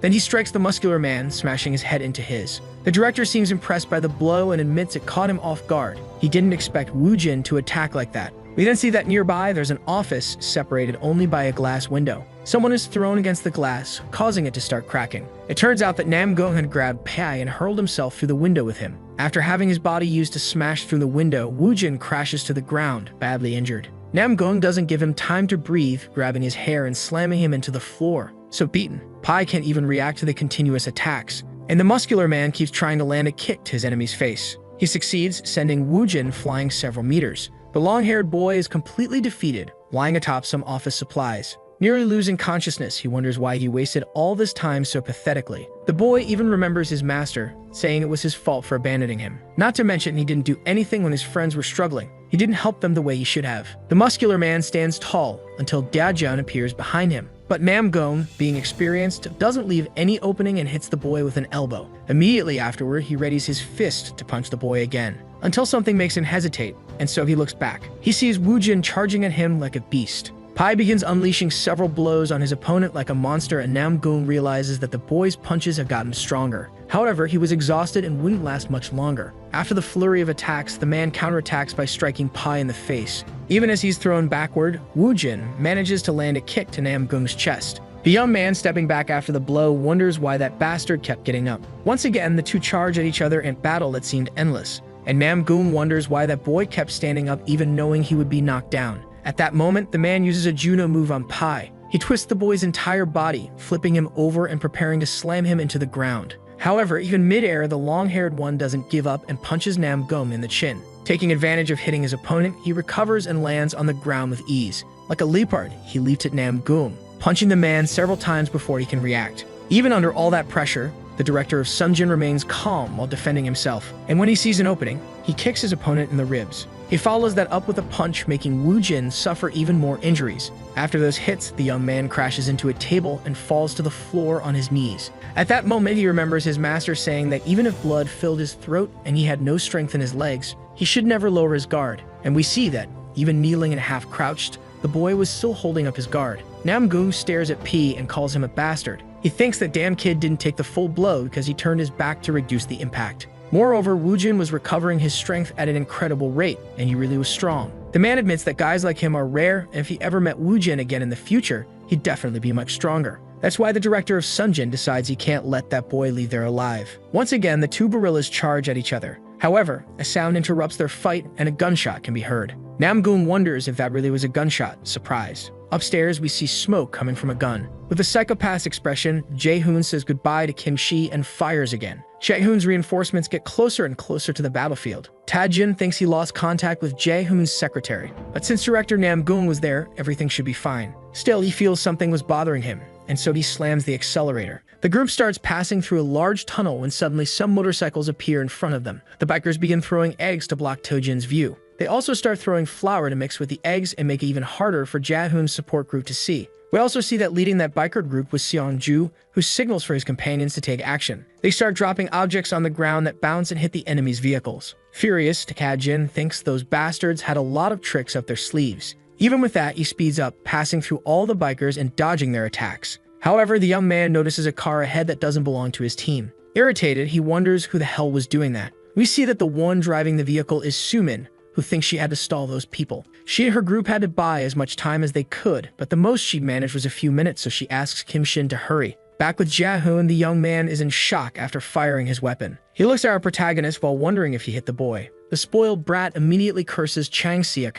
asking what he was doing and ordering him to attack Shin. However, nervous, Chang thinks no sane person would attack that guy, and he's also afraid of being hit by Jae-hoon's bad aim. While looking at our protagonist, Seok wonders what the hell he could do against that monster, and we see Shin drawing his blade. Even facing his opponent, Shin shows no hostility. Chang Seok realizes that Kim was letting him go, and so he takes action. Seok starts turning off his phone's flashlight while thinking he used this chance since Jae-hoon was already done, and there was nothing left to do but run. Jae-hoon, on the other hand, when faced with deep darkness, complains and asks why Chang turned off the light and where he was going. Desperate, the spoiled brat screams that when he finds Chang, he's going to kill him. Suddenly, he starts hearing footsteps that leave him completely shocked. In a panic, he begins shooting in all directions while begging Shin to stay away. But after a few shots, the gun runs empty and Jae-hoon becomes even more terrified. He quickly opens the drawer of his desk, trying to reload his weapon. As he begins putting bullets into the chamber, the young man thinks he shouldn't worry since Shin couldn't see anything in the dark either.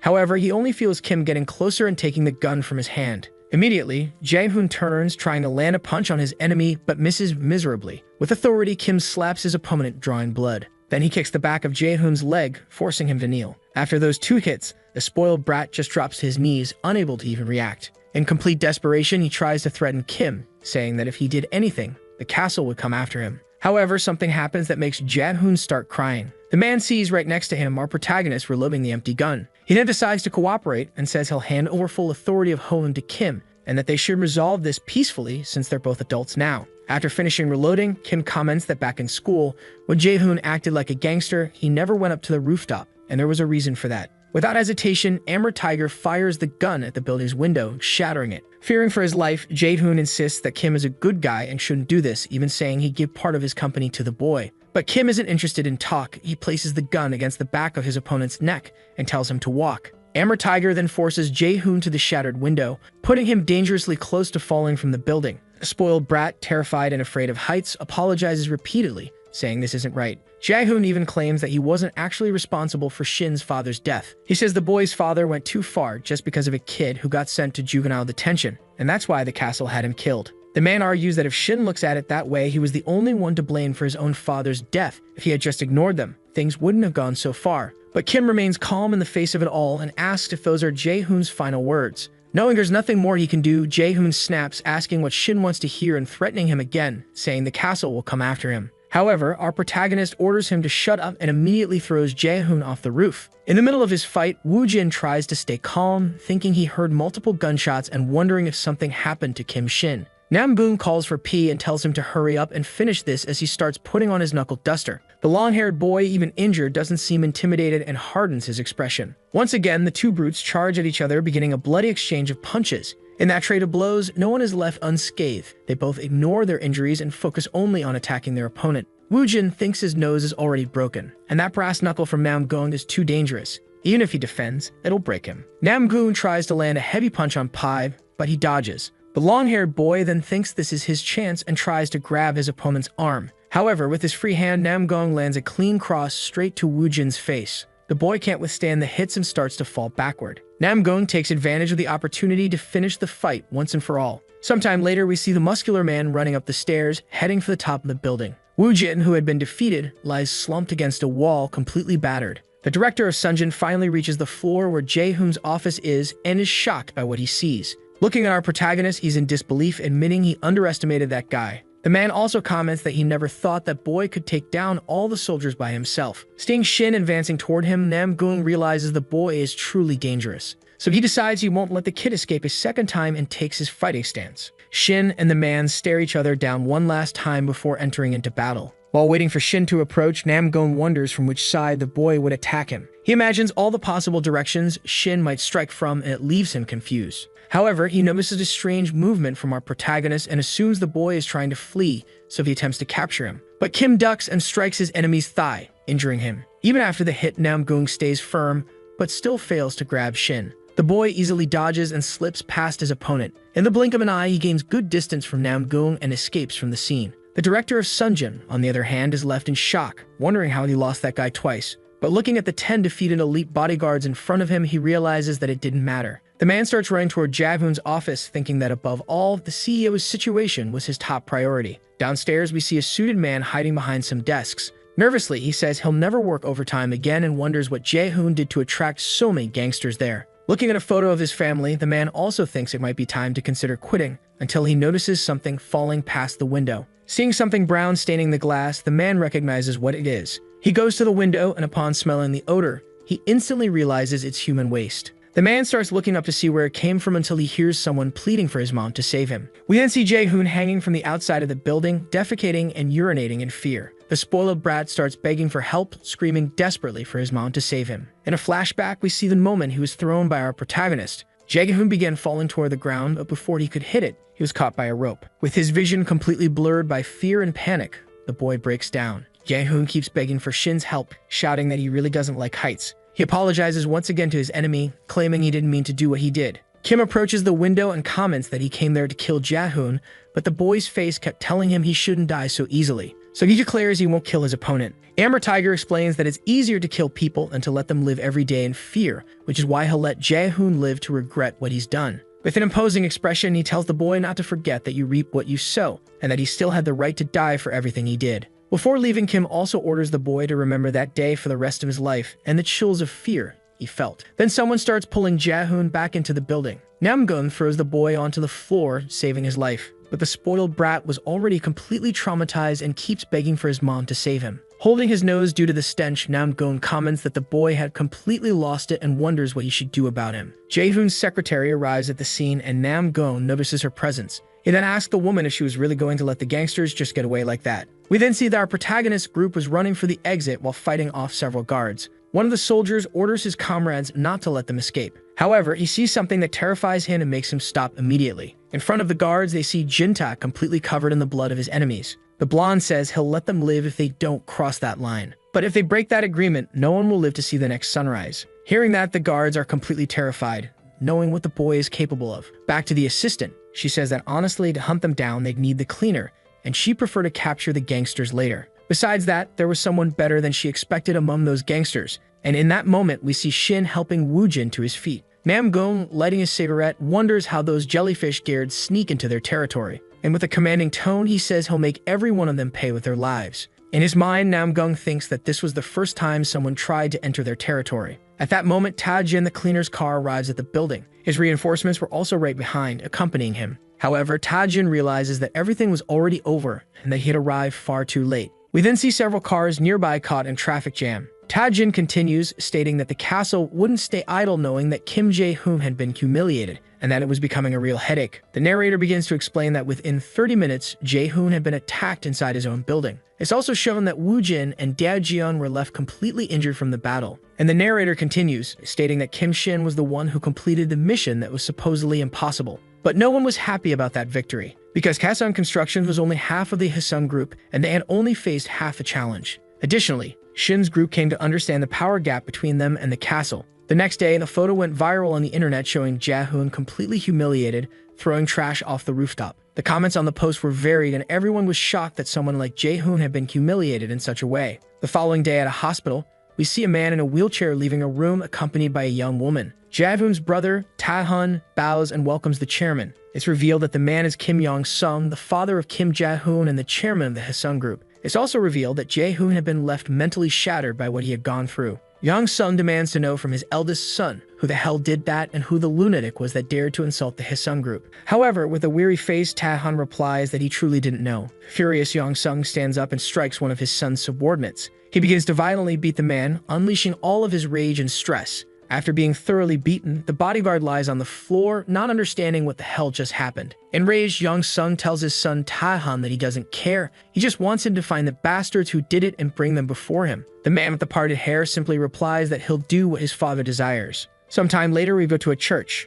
Inside, a bell is ringing, announcing something. The only person present is the cleaner, Ta-jin. The young man receives a call from someone at Hasan Constructions. While taking off his cap and finally revealing his face, he apologizes to his father in heaven, because unfortunately he was about to claim another victim, and at last, we see the cleaner's true face. We then move to Lee's tattoo parlor, which at night operates as an illegal medical clinic. Inside, we see that many members of the Hope group are being treated by the woman. While getting his wounds treated by Lee, Jinta tries to flirt with her. Watching the scene, Sewell comments that the boy is smiling like normal even after all the chaos, and he still can't forget the kid's movements. He also wonders what's up with Jintae's body, seeing all the scars, and even questions if the boy had fought in a war. Our protagonist is sitting on a bed, deep in thought, when someone asks if he got his revenge. Stu-min says she always believed that Jae-hoon would one day be punished by the heavens, and it seems like that really happened. She then asks what the boy plans to do next, since Yong-sung wouldn't just sit still after what he did. She also comments that her group isn't in a good state right now, and if he plans to fight against Yong-sung, he'll probably lose. Kim reveals that Ta-hun is the true mastermind of the organization, and that he's planning to meet with Kim Ta-hun to negotiate. Soo-min is confused and asks what our protagonist has to offer Ta-hun, but the boy immediately replies that he has nothing. Yet very soon, he'll have something valuable to negotiate with Ta-hun. At that moment, we see Jae-hoon's brother getting into a car. Driving is Jae-hoon's assistant. The woman apologizes for troubling the president and says she'll accept any punishment for not acting during the battle. Ta-hun replies that he respects her decision as there was nothing she could have done against that guy. She would have just been digging her own grave. She then begins to talk about the group that attacked them, and upon hearing that, Ta-hun becomes quite interested. Finally, the assistant reveals that the ones who attacked the Haesung group were the new Hoing faction, and their leader was Kim Shin, who had gathered the remaining gangsters of Hoim and taken over DS Secret, a branch of Haesung Constructions. She also says he was a former classmate of Jae-hoon in high school and was sent to juvenile detention after getting into a fight with Jae-hoon. And later, his father was killed by Castle, an act personally ordered by President Yong-sung and carried out by their representative, Bak Du-chan. Ta-hun asks what Shin had been doing until now, and the woman explains that a person is declared dead if their whereabouts are unknown for more than 8 years. And now he was finally back and had revealed his identity. He had also inflicted trauma on CEO Jae-hoon. Ta-hun comments that his brother wasn't the type to be easily traumatized and that Kim Shin's skills must be recognizable. He also asks if she had seen him. The woman replies that she had, as she was there when he attacked the headquarters of the Haesung Construction Company, and he was skilled enough to take down 10 elite guards. Not only that, but she says Shin was seeking revenge, so he would definitely come after all of them, and they needed to get rid of the boy as soon as possible, because all the chaos in Hoim was caused by him, and if they eliminated the boy, everything would settle down. Tae-hun promptly agrees and asks his assistant to call Tae-jin to handle it, since he alone should be enough. Upon hearing that, the woman recognizes the name and comments that guy always does the dirty work despite being religious. And he was also one of the 2 swords that protected the city. Not only that, but he was among the best in the region and the only one you could trust for the job when Baek Duchan was busy. Back at the church, Tae-jin begins to leave until the priest asks if he was leaving early today. The priest says Tae-jin hadn't even done his confession that day, and that was strange.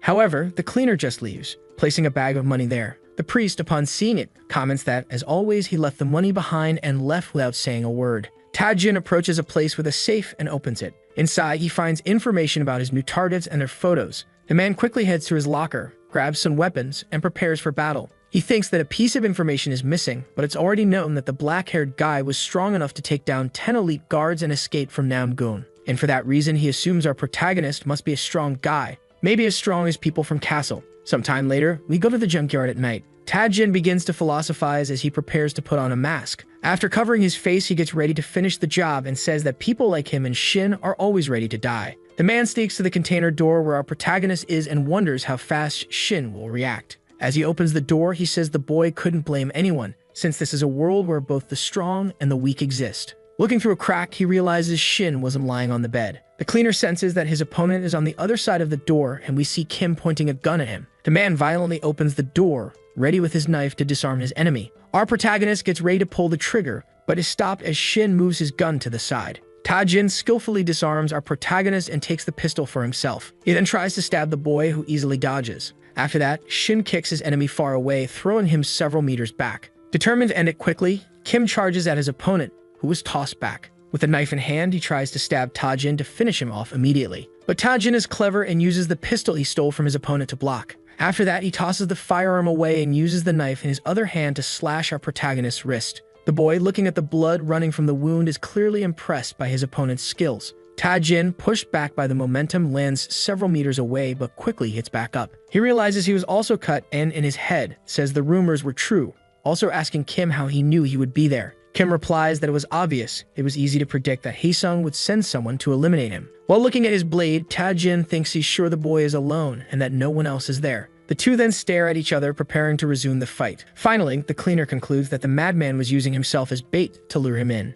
And if that were true, Shin was quite arrogant and all he thought about was victory. Determined to put an end to it, the assassin charges at our protagonist, thinking the boy was stupid. While trying to strike, the man says that if Shin thought he was a tall mountain, you should know there were even taller mountains than him. Shin, on the other hand, manages to throw his body backward, dodging a stab that nearly hit his jugular. Sharply, he leans his body back to its original position and tries to stab his opponent, who dodges to the side. As if throwing a hook, but with a knife, Tae-jin attempts to strike Shin, who pulls his head back to avoid getting his brain pierced. Seeing his enemy too close, our protagonist launches another attack to create distance, forcing Tae-jin to back off to dodge. After noticing that his opponent had lost balance, Kim charges in to end the fight. He prepares his blade and aims for Tae-jin's chest, catching him off guard. However, the madman blocks the knife with his own hand and counters by slashing Amber Tiger's shoulder. Amber Tiger quickly retreats, surprised by that move. Looking at his enemy, the protagonist thinks this isn't one of his usual targets, and if he kept fighting the cleaner, he might end up getting cut,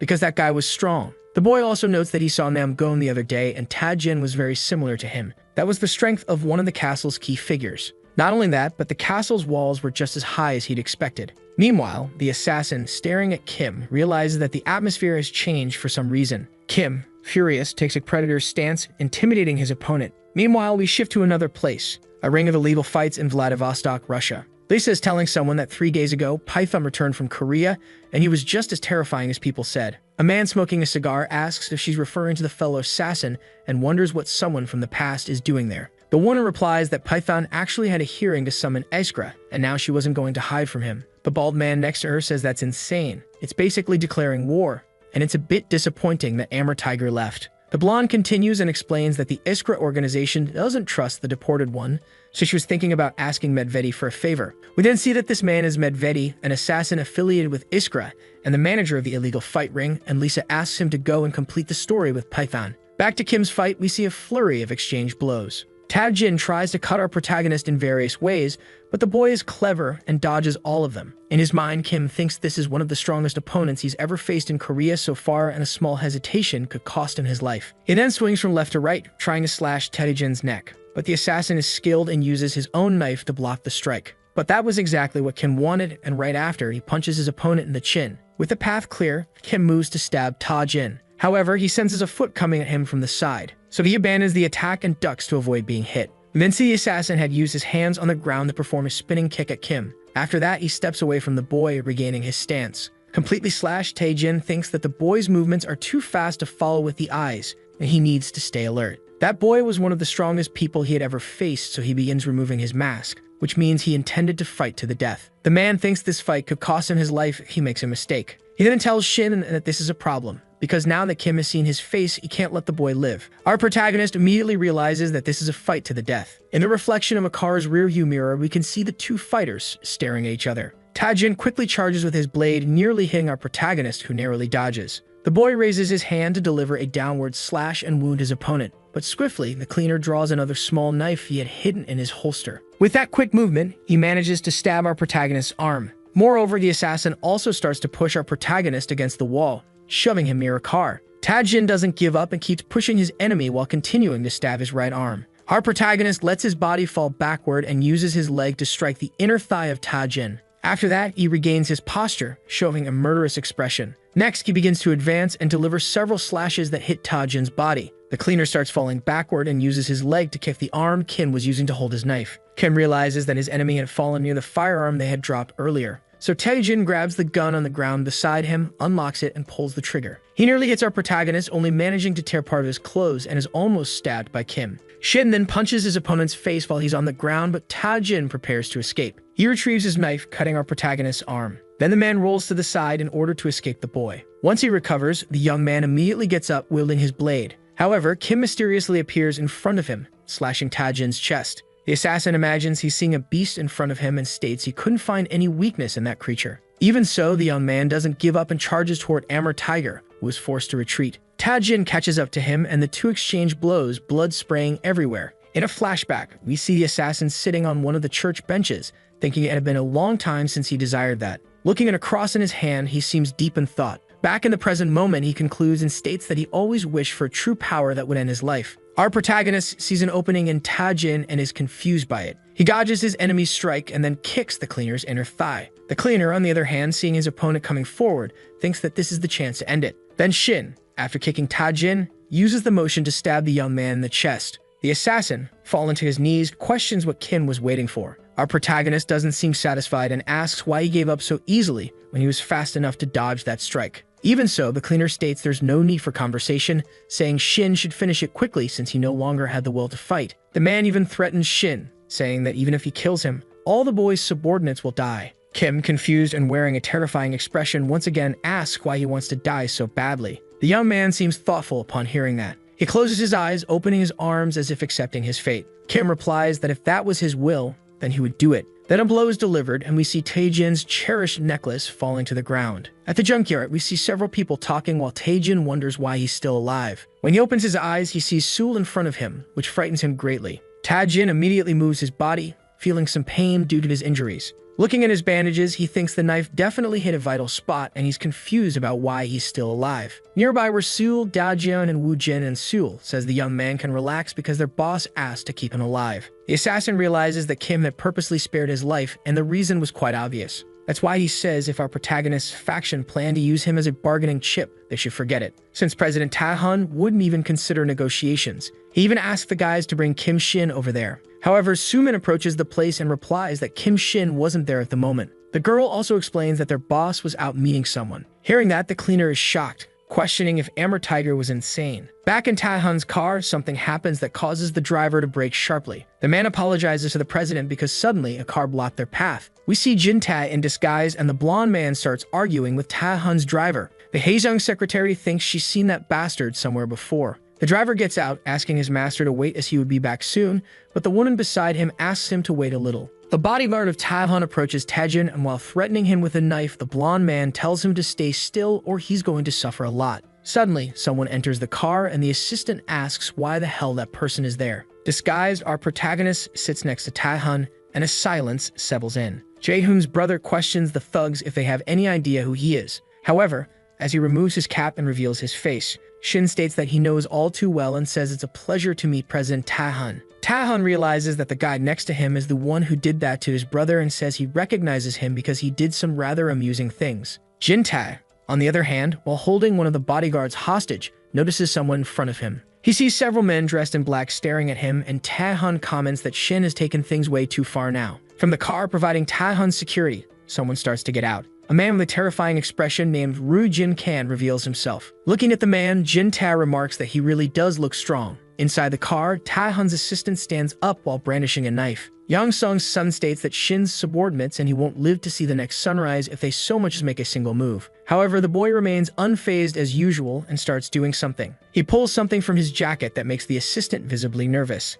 But Kim simply draws a box, inside which is the knife that belonged to Ta-jin. The woman and Tae-hun immediately recognize it and are left completely stunned. Shin, on the other hand, says that all he ever wanted was control over the city of Hoim and revenge, and that now he has both. With a confident expression, he states that Tae-hun didn't need to share the Haezong group with his younger brother. Feeling challenged and with an intimidating expression, the man says the boy really does say some amusing things. Amber Tiger says he doesn't need much in life, he just wants to save what's left of it and keep living. He also mentions that he has no surviving relatives and that if Tae-hun wanted, he could wipe out him and his group in an instant. But Yang Sung's son chose not to do anything, so he would take any job Tae-hun offered. After saying that, he bows and asks the man for help. Seeing this, silence fills the car and the assistant is simply stunned by the scene. The man is quite surprised but tells Shin that that's enough and that he should leave. Tae-hun says Kim can go and that he'll consider the proposal and let the boy know his answer soon. The secretary is even more confused by this, and Kim says he's looking forward to their cooperation. Then the woman next to the president asks if he really believes in Kim's words. The man replies that Kim isn't trustworthy, but he could kill him whenever he wanted. And if Ta-jin couldn't get rid of Kim, he's certain Roo Jin-kan will. Besides, he doesn't think Kim is a major problem since they have two important people who can take him out at any time. Tae-hun tells the secretary that where they're heading now is an area filled only with monsters, and those who try to harm Haezong have no idea such power is backing them, and what happened with Tae-jin was unexpected. But regardless, there's always a new power emerging, so he wants to see if Kim can survive in the city of Hoim, and if he has the skills to do that, he'll accept his deal. But if not, he'll be as good as dead. The man concludes that either way, the secretary let something slide this time because Shin isn't a dragon. In the first place, he's incredibly bold, and it's even hard to believe, but Kim Shin is one of the best toys they could have ever gotten. And so we return to our protagonist speaking with Jin-ta. The boy tells his right-hand man that the guy Tae-hun sent yesterday was on the level of the Iskra Association. Amber Tiger adds that his enemy gave up on purpose, and he wouldn't have beaten the guy easily if he hadn't. And the next day, he also came across a guy named Nam-gung, which means they need to learn more about Castle, and until then, they'll keep quiet. However,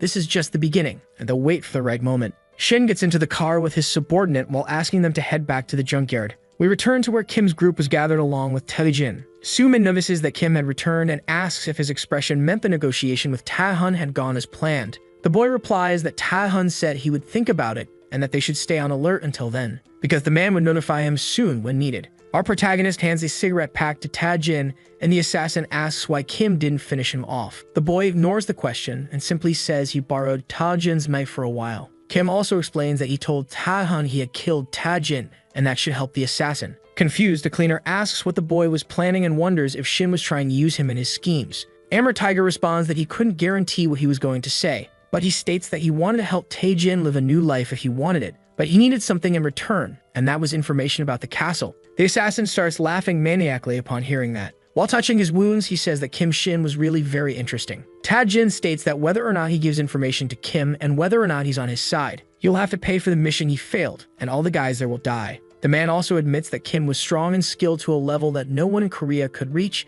except for the people inside the castle. Thoughtful, the cleaner begins to wonder if our protagonist was from the Yakuza in Japan or the tribes in Hong Kong. He says he could tell exactly where the people he fights were training, and all the skills Kim had were top level. Finally, he concludes that the boy was from Iskra in Russia, leaving Shin surprised and taking that statement as true. He comments that it explains Kim's strength. In other words, Shin might be as strong as the top members of the castle. However, this wasn't a fairy tale, and if our protagonist wanted to live, he had to give up. Because if they mark the boy, he won't have any chance of survival. We then jump to the city's center, where there were several buildings. In one of the buildings, Tae-hun was accompanied by his secretary. The woman calls the elevator for her boss, but she didn't need to do that because the door starts to open. The person inside the elevator recognizes Taehan and says it had been a long time since they last met. We then see Woo-sung, the formal representative of the Chinese division of the Black Dragon Triad, along with his bodyguard Ling Ling, and Woo asks Taehan to enter so they can go up together. The four of them begin ascending in the elevator. Taehan's secretary and Ling Ling stare at each other with tension in the air. Woo-sung boldly says he heard about what happened with Taehan's brother, asking if the boy was okay and how he planned to celebrate it. However, the Four Eyes just orders Woo-sung to stop joking around. The Chinese man starts laughing, saying that sometimes it was fun to provoke CEO Kim. Before leaving, Woo-sung grabs Taehan's shoulder and says that if the boy ever needed anything, he could call them anytime since he was just as capable as Representative Baek. The man even dares to say that his boys are good at making people disappear with no problem. However, proud as he was, Taehan simply replies that he didn't need any help and exits the elevator after saying that. The two men start being searched by the guards of the place. Back to our protagonist, Tae-jin explains that the biggest reason he couldn't defeat the castle was the existence of the 7 pillars. Woo-sung and Taehan enter a room and a round table with 7 chairs is visible. Then we are introduced to the 7 pillars, one of them being Kim Hwan, the director of Gold Capital and a major player in the loan market. We'd also meet Mu-yeol, a former Yakuza boss and CEO of Mori Trust Investments. Another member of the 7 is Chun Il-do, CEO of Hotel Castle, and an older man with a scar over his eye. Among the 7 were also familiar faces like Yu Woo-sung, CEO of Huijin, and Taehan, the president of the Hisun Group. Lastly, Baek Do-chan, a former Russian assassin and commercial representative who was not at the meeting. A man inside the room comments that Representative Baek wasn't there due to a trip to Russia, so someone else would come in his place. A man is seen walking out through a door. All 6 people in the room are completely shocked to see him. It is then revealed that this is Choi Min-wook, the founder and head of Castle, who welcomes everyone present. Tae-jin explains that it started with a truce, but after that, Castle rose to a whole new level. Not to mention their influence in politics and commerce. From the Yakuza to the Triads in Asia, the Mafias in Europe and North America, and the cartels in Latin America. They have influence over all of them, and there is no place Shin can run to. With a serious expression, he warns Shin not to forget that he won't be the only one to die. However, while hearing all of this, our protagonist remembers his master and his father, who were killed by Castle. Suddenly, someone opens the door of the place saying that on the day Castle falls, he will celebrate, because those insects are disrespecting their country. We see that the one who said that was Sewell, and the muscular man asks his boss if he was connected to the Iskra group. Stu-min also appears to be listening to the conversation and comments that she's not the least bit surprised. Dad-jun apologizes for eavesdropping and for being disrespectful. Woojin appears behind him, stating that up until now they've been living like corpses, just breathing. And if Ta-jin wanted to die before, he could drop that idea and live a new life. Jin-tae, seeing how Pai's attitude has changed, asks what happened to that bastard. Da-jun calls out to Ta-jin and says they all know very well the difference in power between them and Castle, but they won't back down and are going to fight them, even if it costs their lives. Finally, the man says he's ready to do anything to bring Castle down, and Ta-jin can wait and see. The assassin seems intrigued after hearing that and says he'll share a few things about Castle. Kim speaks up and says they already know about the 7 pillars of Castle, and he wants to know specifically about the powers supporting those pillars. He wants to know about Nam-gung, Ta-jin, and the others upholding those pillars. Then the boy asks how long Tae-jin has been in Castle. The cleaner concludes that since Shin is so eager to die,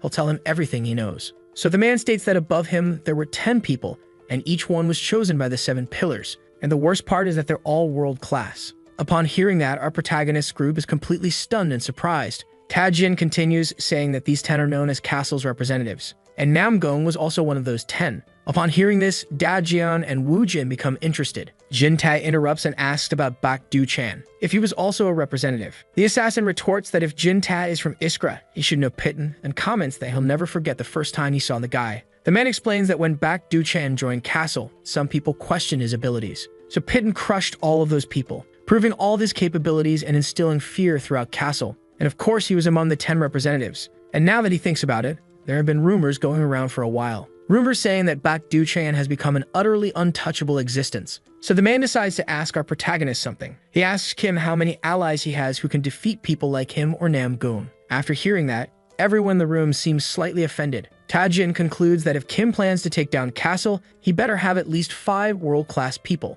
Otherwise, he can't go head-to-head with them. The assassin then asks if Kim was thinking of sitting around lazily, expecting Castle to just stay put. He concludes that it's already too late because Kim has already started the fire, and if he's lucky, he might survive. Amber Tiger decides to speak and says that, as Tae-jin mentioned, a full-scale war with Castle right now would end in their defeat, and he doesn't want to plan a doomed battle. The boy says that Castle is inherently a powerful organization, and it's only natural that they'll die if a conflict starts. So he plans to begin by taking down the representatives holding up the pillars, and Kim also reveals that he has a piece of information left behind by his master. That information was that Kim Sun-kyu from the Innovation Group is a presidential candidate and a VIP. Upon hearing that, even Ta-jin is surprised and shocked. The man can't believe that this is really the identity of the VIP, since it's the first time he's hearing this and he's confused as to how Shin knew it. We then return to the meeting of the 7 pillars. Choi-min's assistant says a few things and then reports that the president will handle the agenda related to the VIPs directly. Choi-min begins to speak to the 7 pillars, saying that as they know, the outcome they've all invested in for years is just around the corner.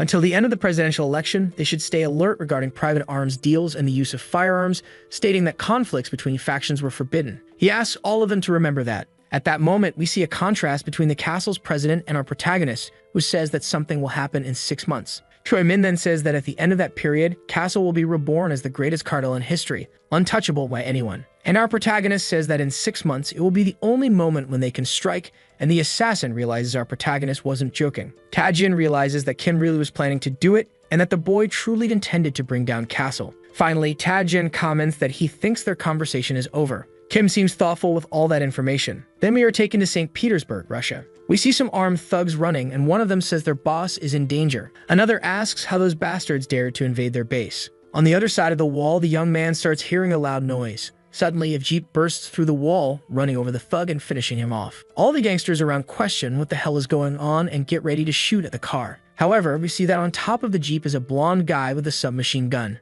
That was Snapper, Iskra's specialized assassin. Snapper starts firing wildly at all his enemies, taking them out. Sometime later, we see several soldiers defeated on the ground. A desperate man is opening a safe for someone. The well-dressed man shows that the safe contains $100,000 and begs for his life in return, just as the guy in front of him had promised. The madman holding the pistol says he doesn't look like someone who keeps promises, and he tried his best to do that but failed. We see that Snapper was accompanied by someone, and the blonde starts laughing. The desperate suit says he made a deal with this person. However, Komodo doesn't seem to care and begins to draw his gun to finish him off. Then we see Komodo and Snapper together, gathering a pile of money. The blonde comments that, as expected, local business trips are the best, and that this was definitely fun. Komodo, on the other hand, says he's getting tired of doing this kind of work, and that he didn't join Iskra to deal with money. In response, Snapper says a bit of money never hurts, and Iskra is the only gang where you can make this much money. Changing the subject, Komodo says he heard that Python is picking useful assassins, and while stabbing some stacks of cash with his knife, he questions how strong that guy must be. Snapper asks his boss why he wants so badly to test Baek Du-chan. The man replies that he wants to check whether their generation is better than Python's,